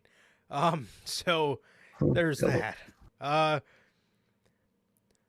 We have another match in the Cope Open, is what they're calling it. The Rated R Cope Ope. Rated R Adam. His next challenger is fucking Minoru Suzuki. The amount of people that are in their delusion and think that this is some sort of dream match is out of their fucking marbles. Who wanted to see this? Who? Yeah, well, from what I've seen, the origin of this match was Edge or Copeland, my bad, mentioning to TK that one day he said in the future of this year, if he could face Suzuki, that'd be really awesome. And then he said like 20 minutes later, he saw on Twitter the match was announced. So he just asked that if one day that match could happen, and he just gave it to him next week, or obviously this week, but it was that. Yep. Yeah. The dream match nobody dreamed of. Wow. That's the couldn't have thought of a perfecter way to word it. Yeah, that Edge wins, and that was that. Okay. That was AEW Dynamite. Man. An absolute week of nothing matches, in all honesty. Literally. So, moving over to Monday Night Raw. Man. We start the show with the announcement of commentary, if you will. Michael Cole sitting at the booth by himself. No Wade Barrett. And then we just hear the theme music of Pat McAfee. As Pat McAfee comes out there, greets the audience, as Michael Cole announces that him and Pat are going to be the Raw commentary team moving forward every Monday. That's pretty fucking sick, man. That's pretty sick. Yeah, I like that. All we got to do is get this man, Mauro Ranallo, over on SmackDown with Corey Graves. But I do think Wade goes to SmackDown with Corey, because Corey doesn't have anybody. I think that's which makes me fear that we're not getting Morrow at this point. Yeah, unfortunately. But I do really, I prefer the idea of Cole and Pat to Cole and Wade anyway. Same, 100%. Yeah, Pat and Michael Cole is like one of the like now that they're back together, easily the best commentary team in the business. Easily. Exactly, definitely. Yeah, easily. So there's only two other guys that could give them a run for their money, and they're not even a commentary team. That is Corey Graves and Mauro Ranallo. But I digress. Collision breaking news, everybody. Logan says Collision Cowboy on Twitter doesn't like Pat McAfee, so it makes Raw worse. I'm gonna look up this fucking mark. Well, Collision Cowboy could go fucking hop on something, reverse cowboy, and take a ride. So exactly. he can fuck off. So Schmuck. That's what I say to Collision Cowboy. Pat McAfee's back again, easily the best commentary team in the business right there. With Pat and Michael Cole. I seen everybody tweeting about Wade Barrett like he died. I really wish Wade all the best. Like, bro, they didn't fire, well, at least not until this point. They didn't fire him. Like, I would think he's going to SmackDown unless they did get Morrow. But, like, I would think he's just going to SmackDown, guys. You don't gotta tweet about Wade like he fucking fell off the face of the earth. Exactly, man. So, yeah, I would just think he's going to SmackDown, in all honesty. Exactly. That's just what I assume from all that. I don't know why people act like he's about to get canned. Yeah, I don't know, man. I don't know what's up with that. But, so,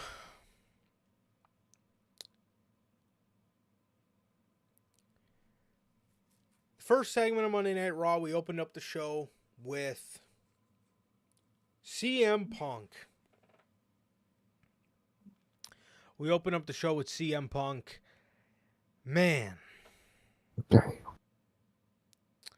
He comes out there wearing a sling and pretty much just told the world that in the Royal Rumble, he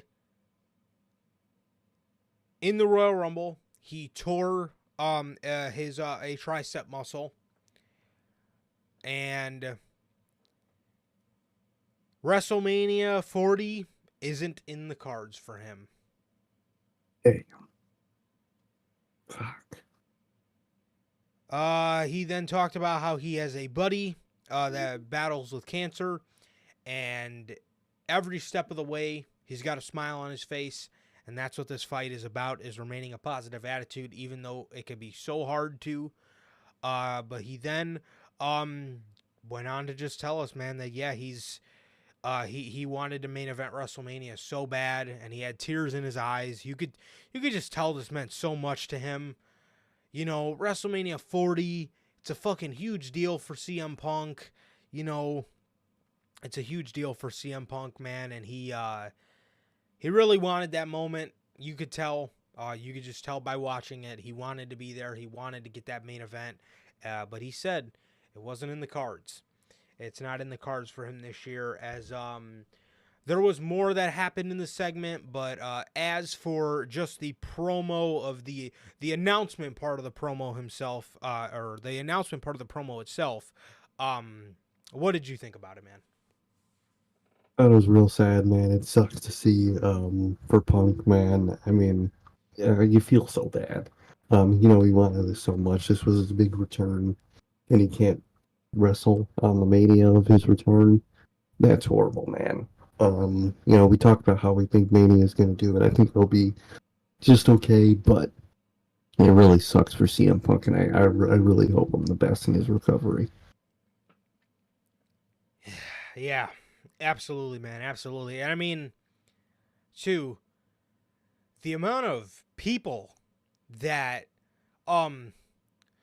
feel the need to poke fun at him for a WrestleMania season-ending injury, I think is absolutely absurd, and it really goes to show some of the just true tribalism in the community. Oh, yeah. They don't care about these people. They care about their favorite company, and he left their favorite company, so they wish the worst. Yeah, and you know, I mean, I don't mean to narrow it down to just these people, dude, but a lot of it comes from these AEW tryhards. It does. I mean, it's like, dude, fucking, are you serious?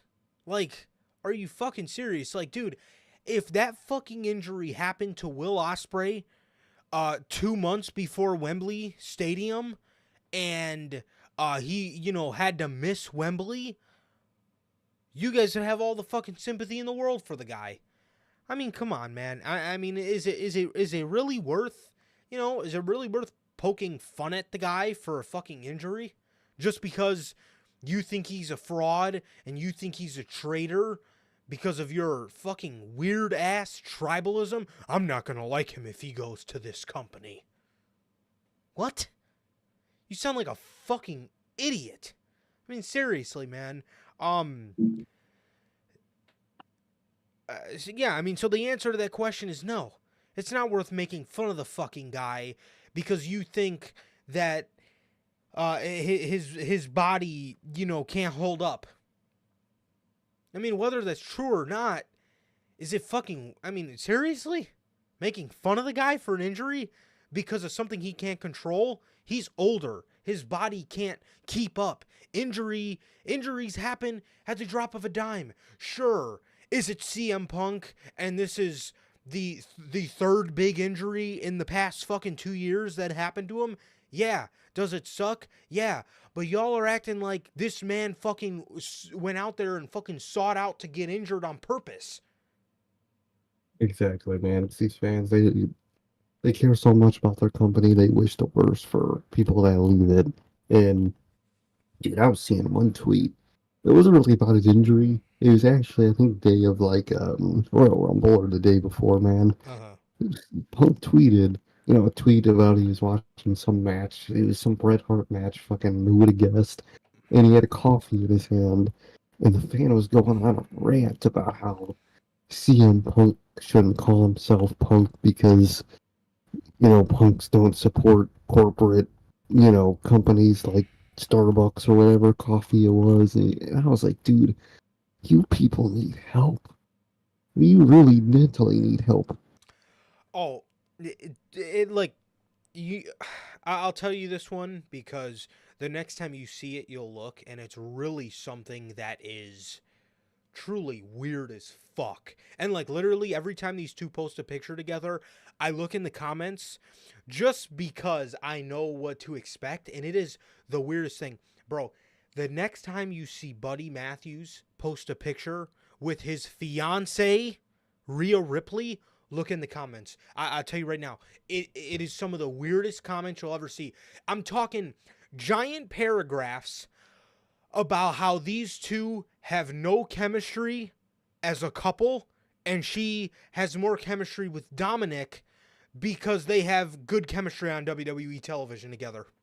I swear to God, it's the weirdest fucking thing ever. Next time you see Buddy post a picture with Rhea Ripley, I think I was looking at one on his account. It was like they got like an arcade pinball machine made, and it was like customized. It was like half Rhea Ripley and half, Buddy Matthews. And I just looked in the comments just out of curiosity, and this was the first time I seen it. Like I said, dude, literally these giant paragraphs of just people. I just look at these two and see no chemistry between them. She has more chemistry with Dominic on WWE television than she has with him. I'm fucking sorry. I didn't know you were in their relationship.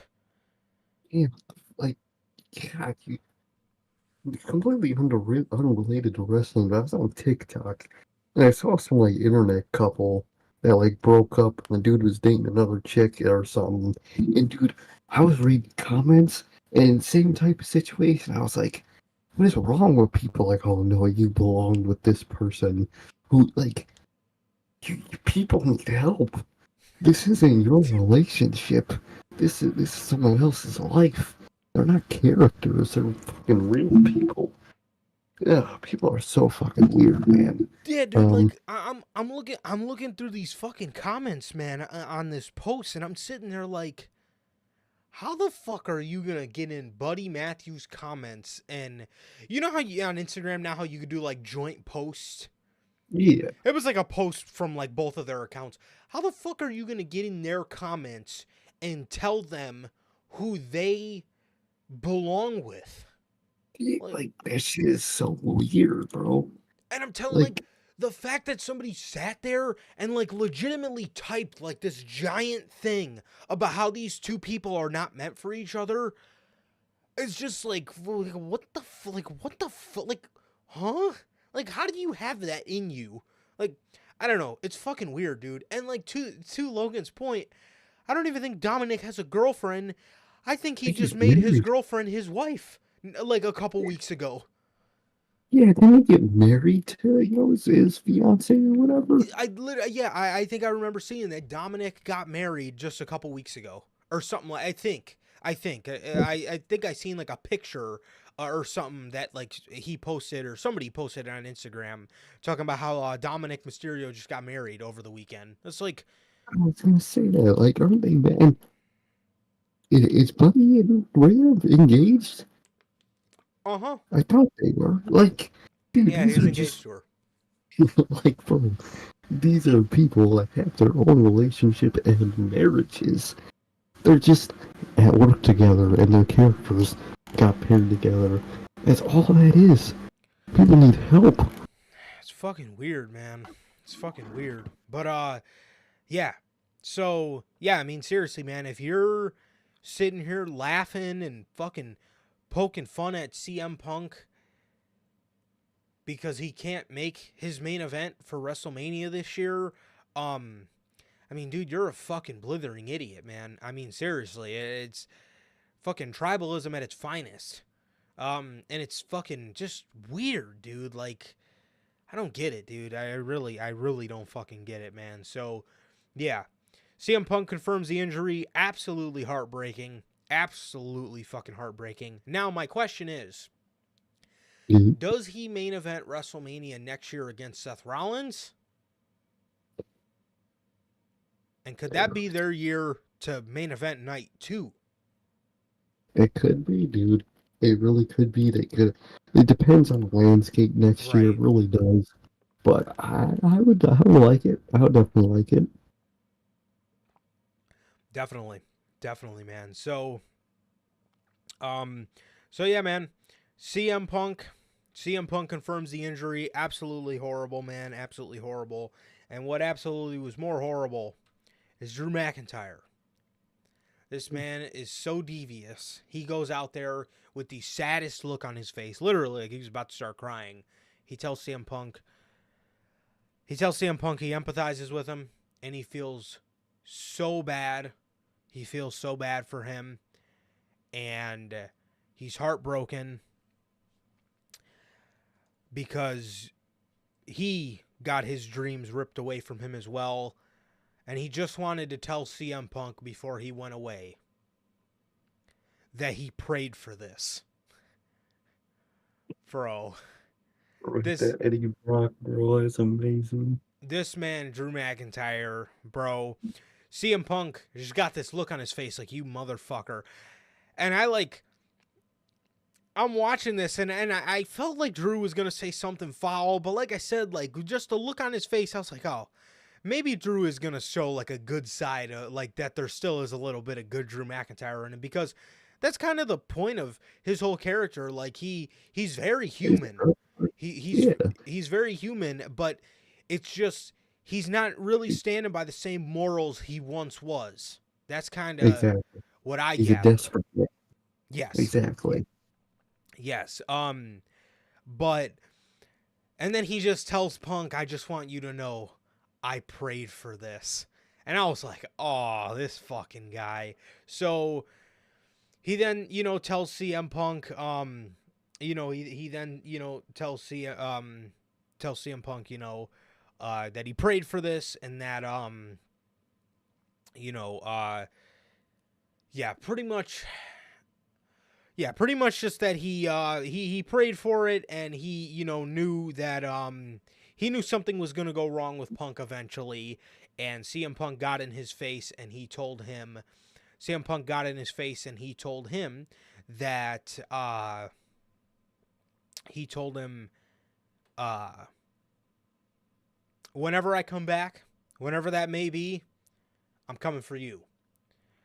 He told him he's coming for him, so that was that. And Punk's injury may be bad to a degree, but it's not as horrible as the AEW tricep injury was, because from what we're looking at 4 to 6 months. Now, that means Punk could be back in time for SummerSlam. SummerSlam this year is in, I have no fucking idea where SummerSlam is this year. But he could be back for SummerSlam.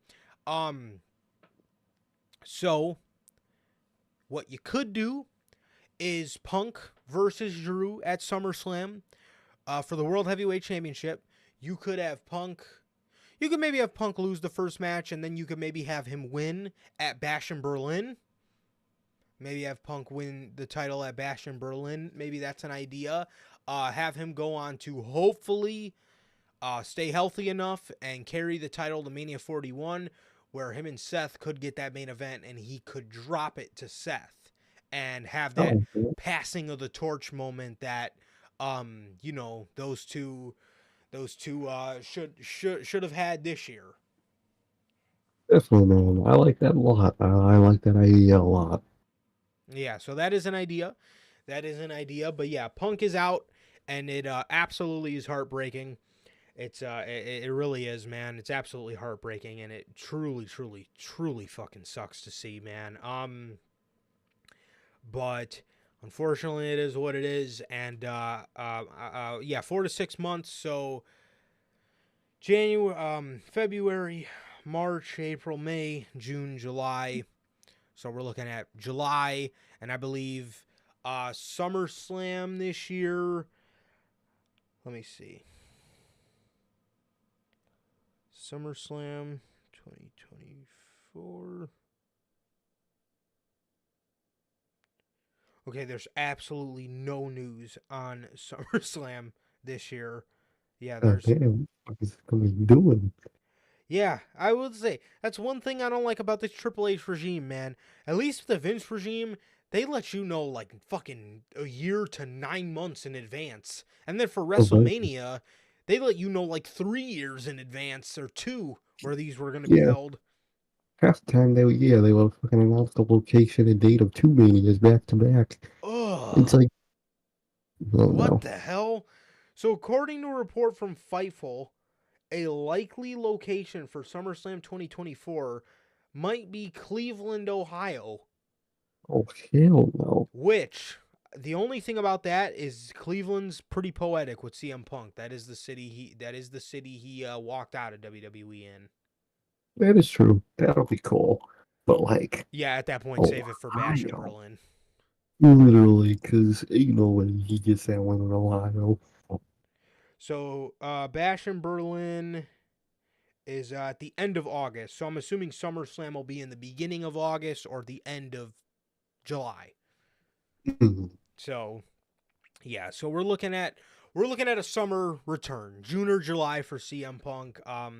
So to be honest, dude, if SummerSlam's in Cleveland, I know if he is gonna win it there.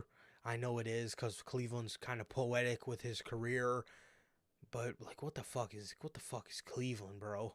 Why are you doing SummerSlam in these weird ass fucking locations, dude? Like, what? I think non-summer vibe cities, bro. Seriously, like, fucking, who the hell? When you think of summer, who the fuck thinks of Detroit? Like, seriously. Yeah, I'm not rocking with that. I'm not rocking with that whatsoever, man. But Cleveland. I mean, there's. Yeah, I mean, it's not like there's anything wrong with Cleveland. Cleveland's just not a summery kind of place. Go somewhere hot. Exactly. Go somewhere hot and warm. Something. That is true. They could go to the. They could go to the. They could do the baseball or football stadiums. They could do that. So, yeah, you just gotta hope that you can fill it up, which I don't think WWE will have much of a problem with. No, they won't. Yeah. So yeah, you could do that. That's interesting. But yeah. I mean, you are right. There's nothing wrong with there's nothing wrong with Cleveland, but I just wish I wish that, they would go somewhere a little more summery, man. Exactly. Yeah, for sure. But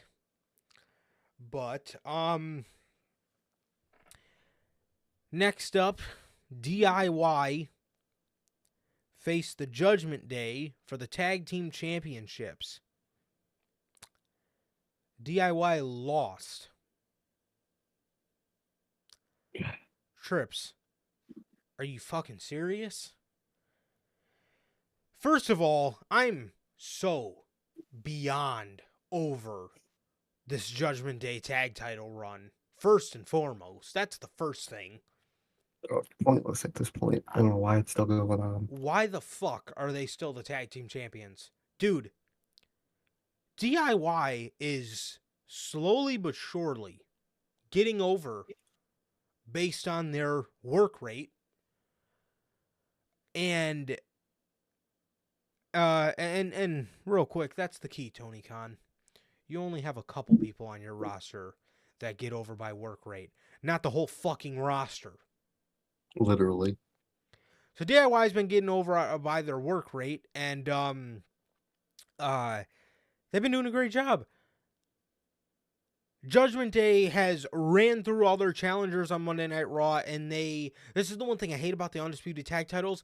They are Raw tag titles. There's nothing on SmackDown for tag teams to go after because the tag team champions are never on SmackDown. Never. Exactly. So there's that, and that's really annoying. That's really annoying if you ask me. Yeah, it's very annoying, dude. I mean, these guys have ran through all their challengers and they just beat DIY here. And what do we do next with the Judgment Day? And I feel WWE gave us a clue. And once we talk about that, I really got a fucking problem with that.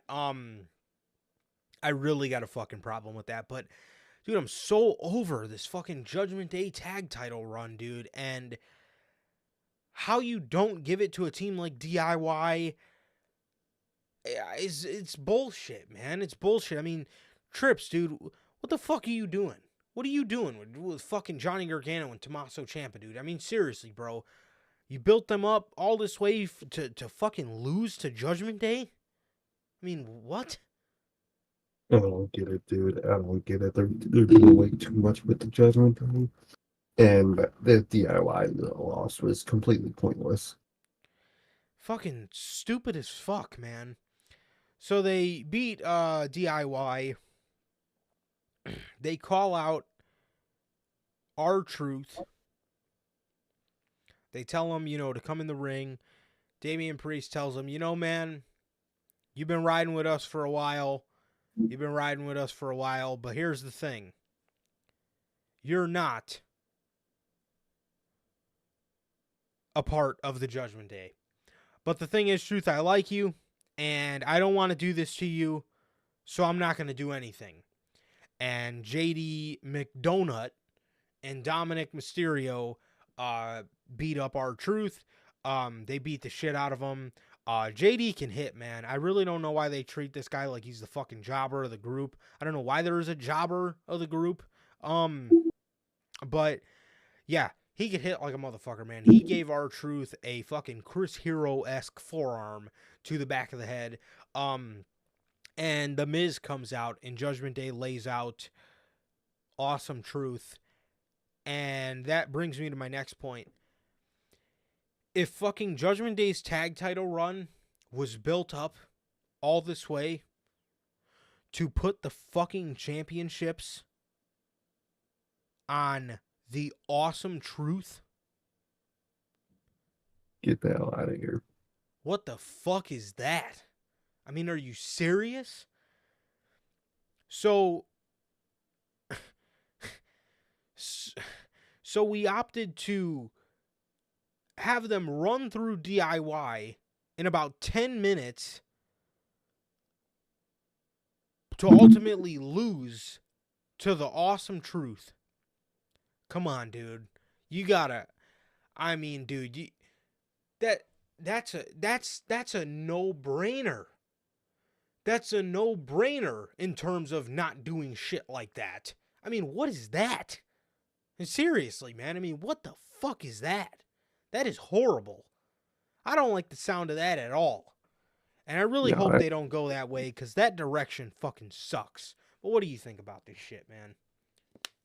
definitely, man, definitely. I think it's a horrible idea to go through with that. Instead of DIY, that makes no sense, man. It should have been DIY.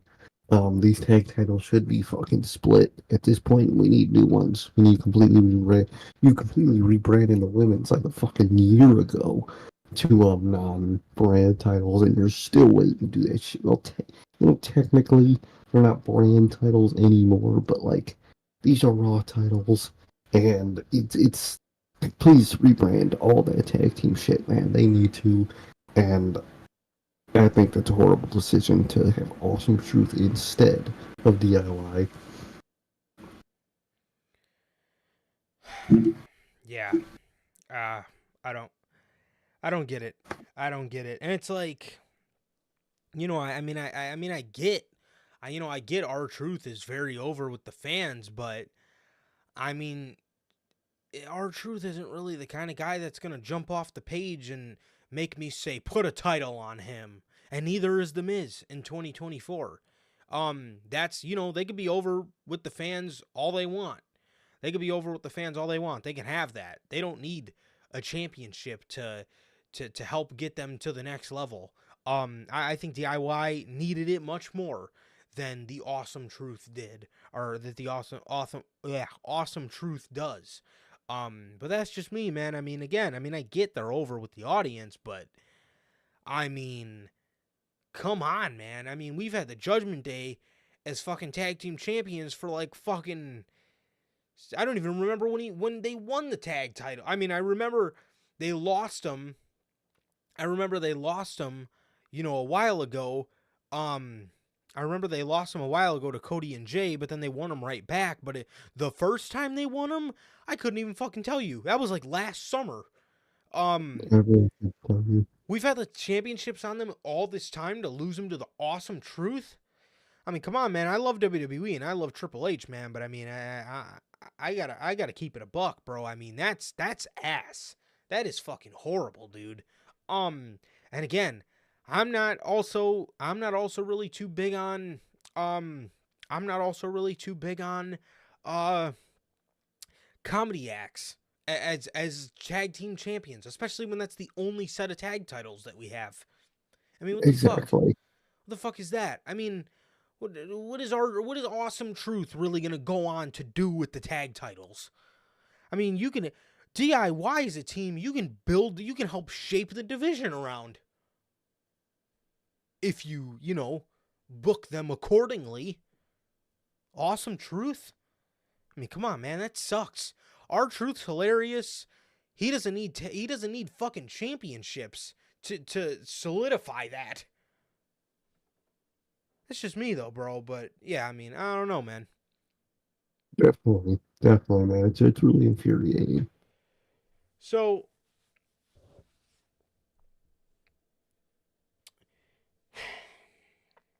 Shayna Baszler and Zoe Stark defeat Chelsea Green and Piper Niven. Okay.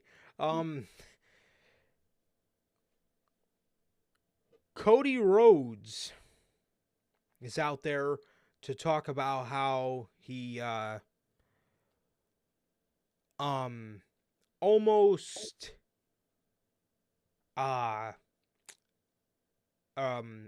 he's out there to talk about how he won the both Royal Rumbles, and he was almost about to say declare who he was going for the picking who his the champion he goes after. And before he could say, Seth Rollins comes out there and he starts talking to Cody. He starts talking to Cody about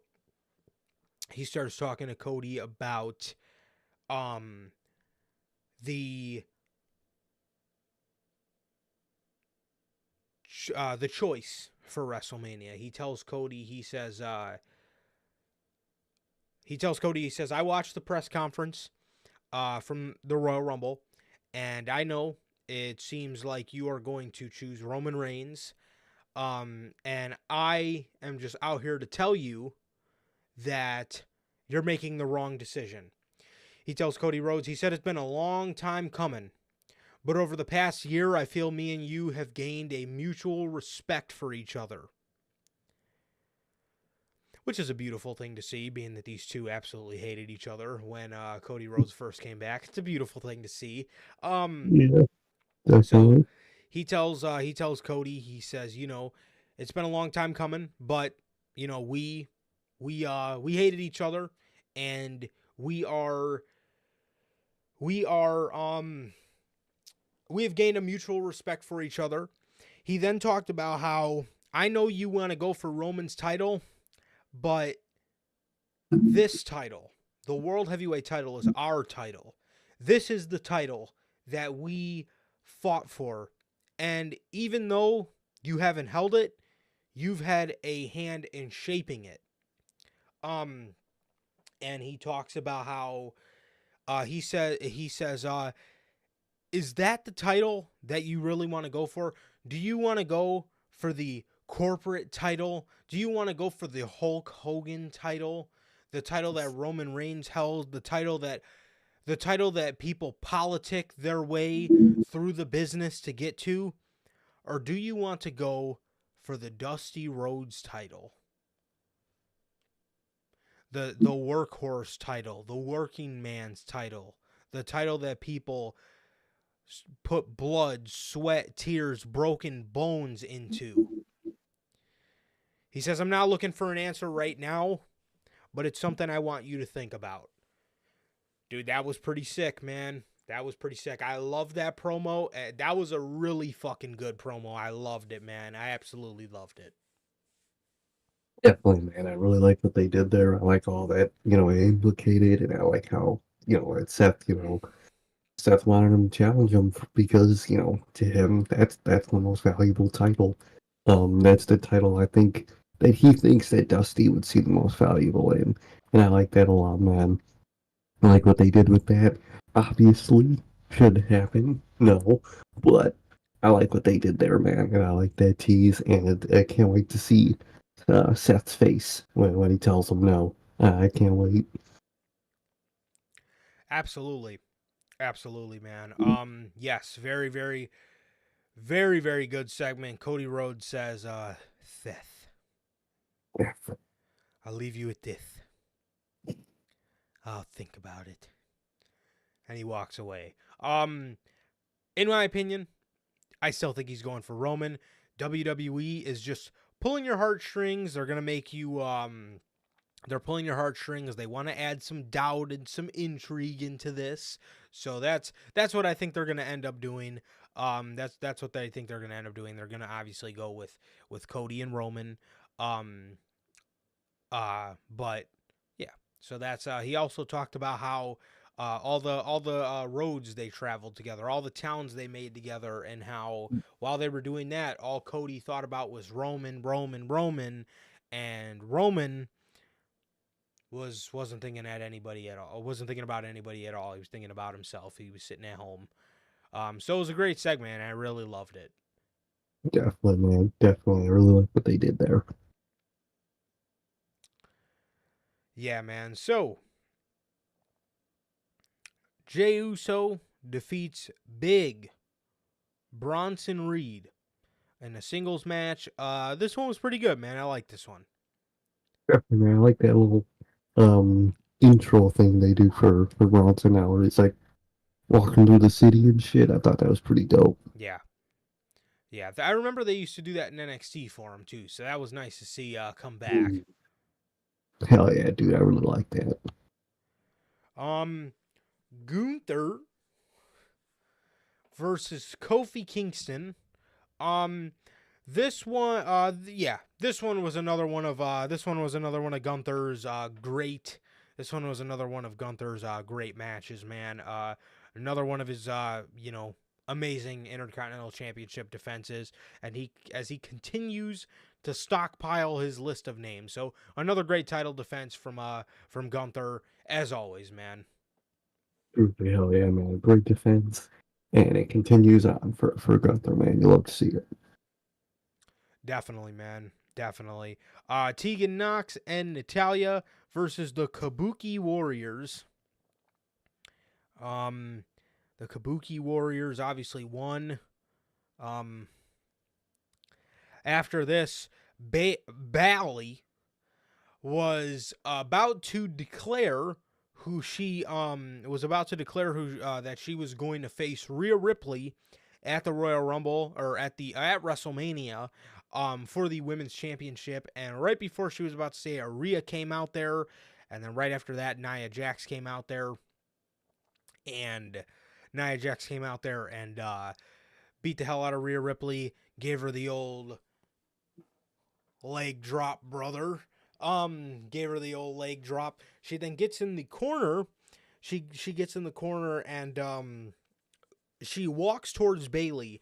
Every single member of Damage Control left the ring, and Bayley was just left in the corner by herself, just fucking cornered by Nia Jax.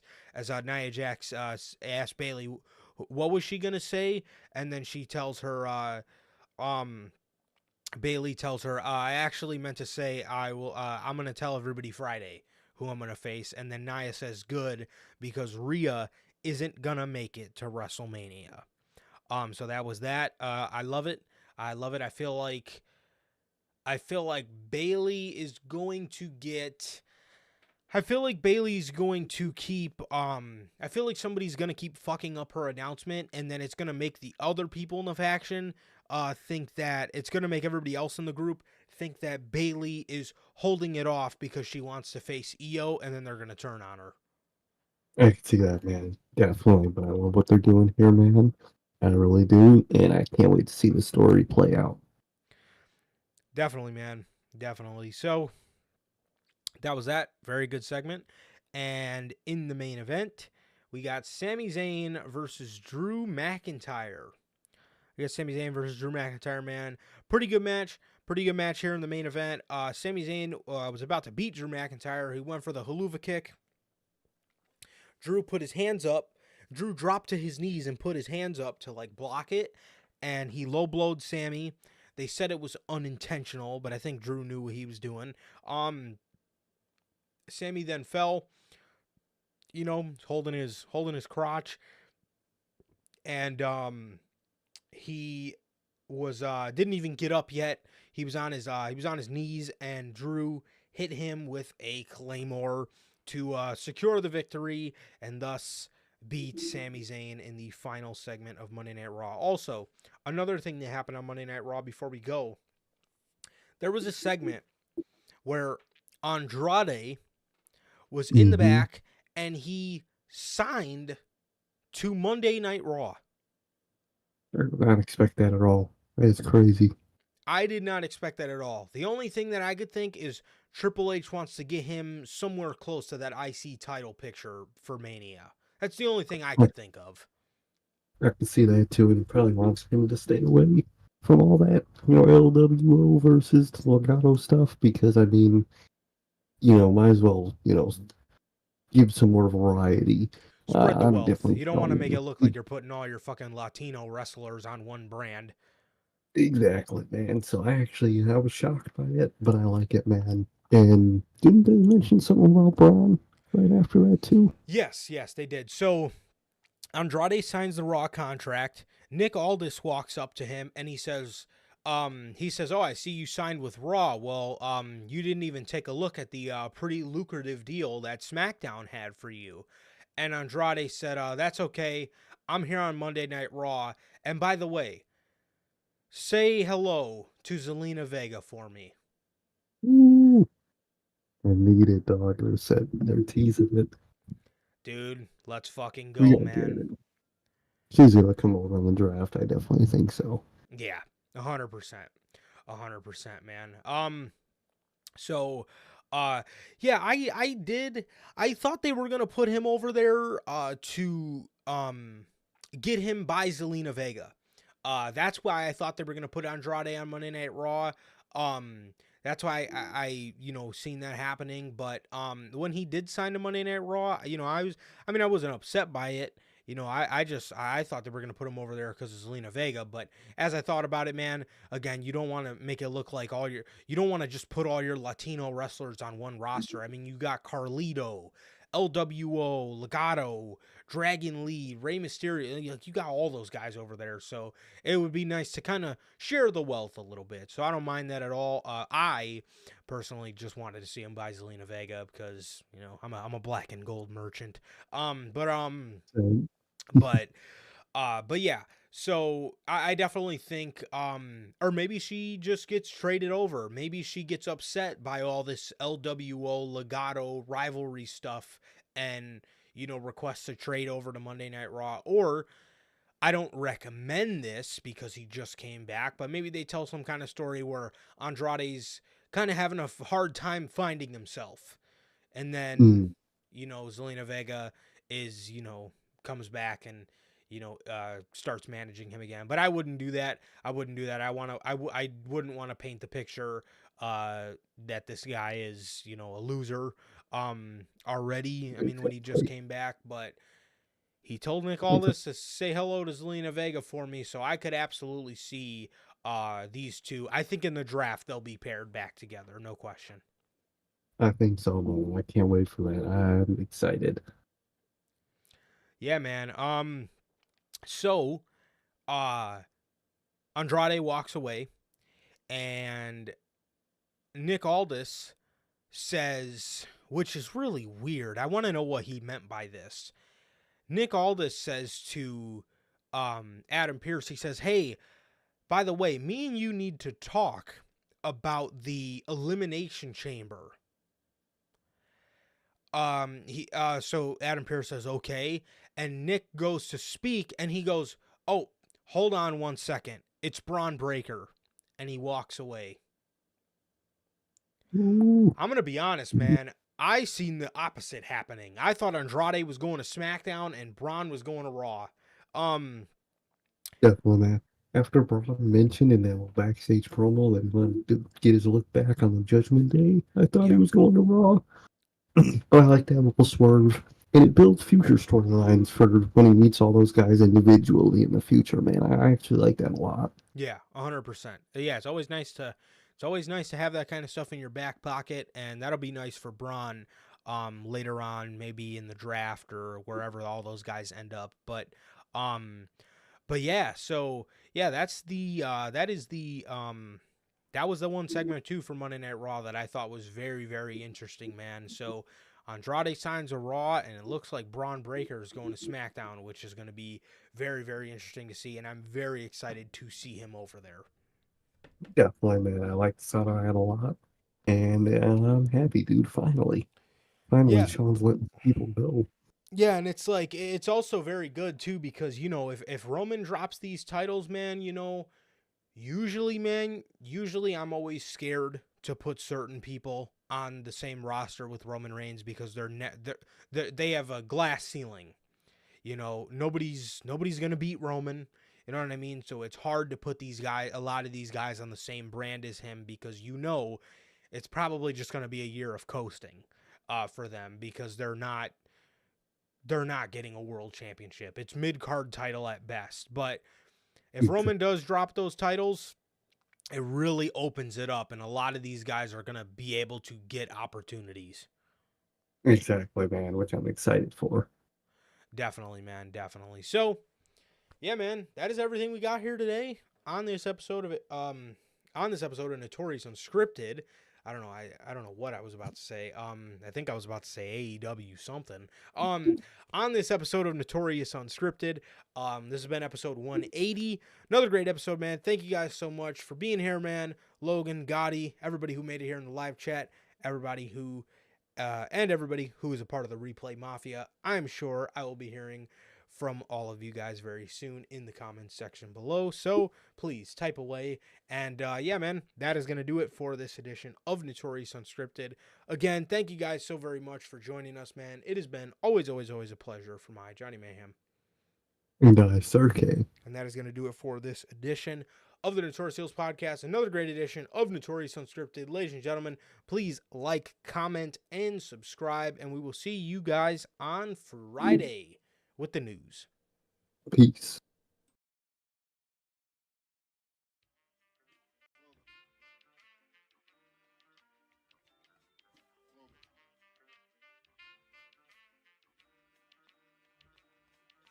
I used to get pills on the bitch. Now I throw shields on the dick to stop me from that HIV shit. And niggas know they soft like a Twinkie fillin', playing the villain, prepare for this rap killing.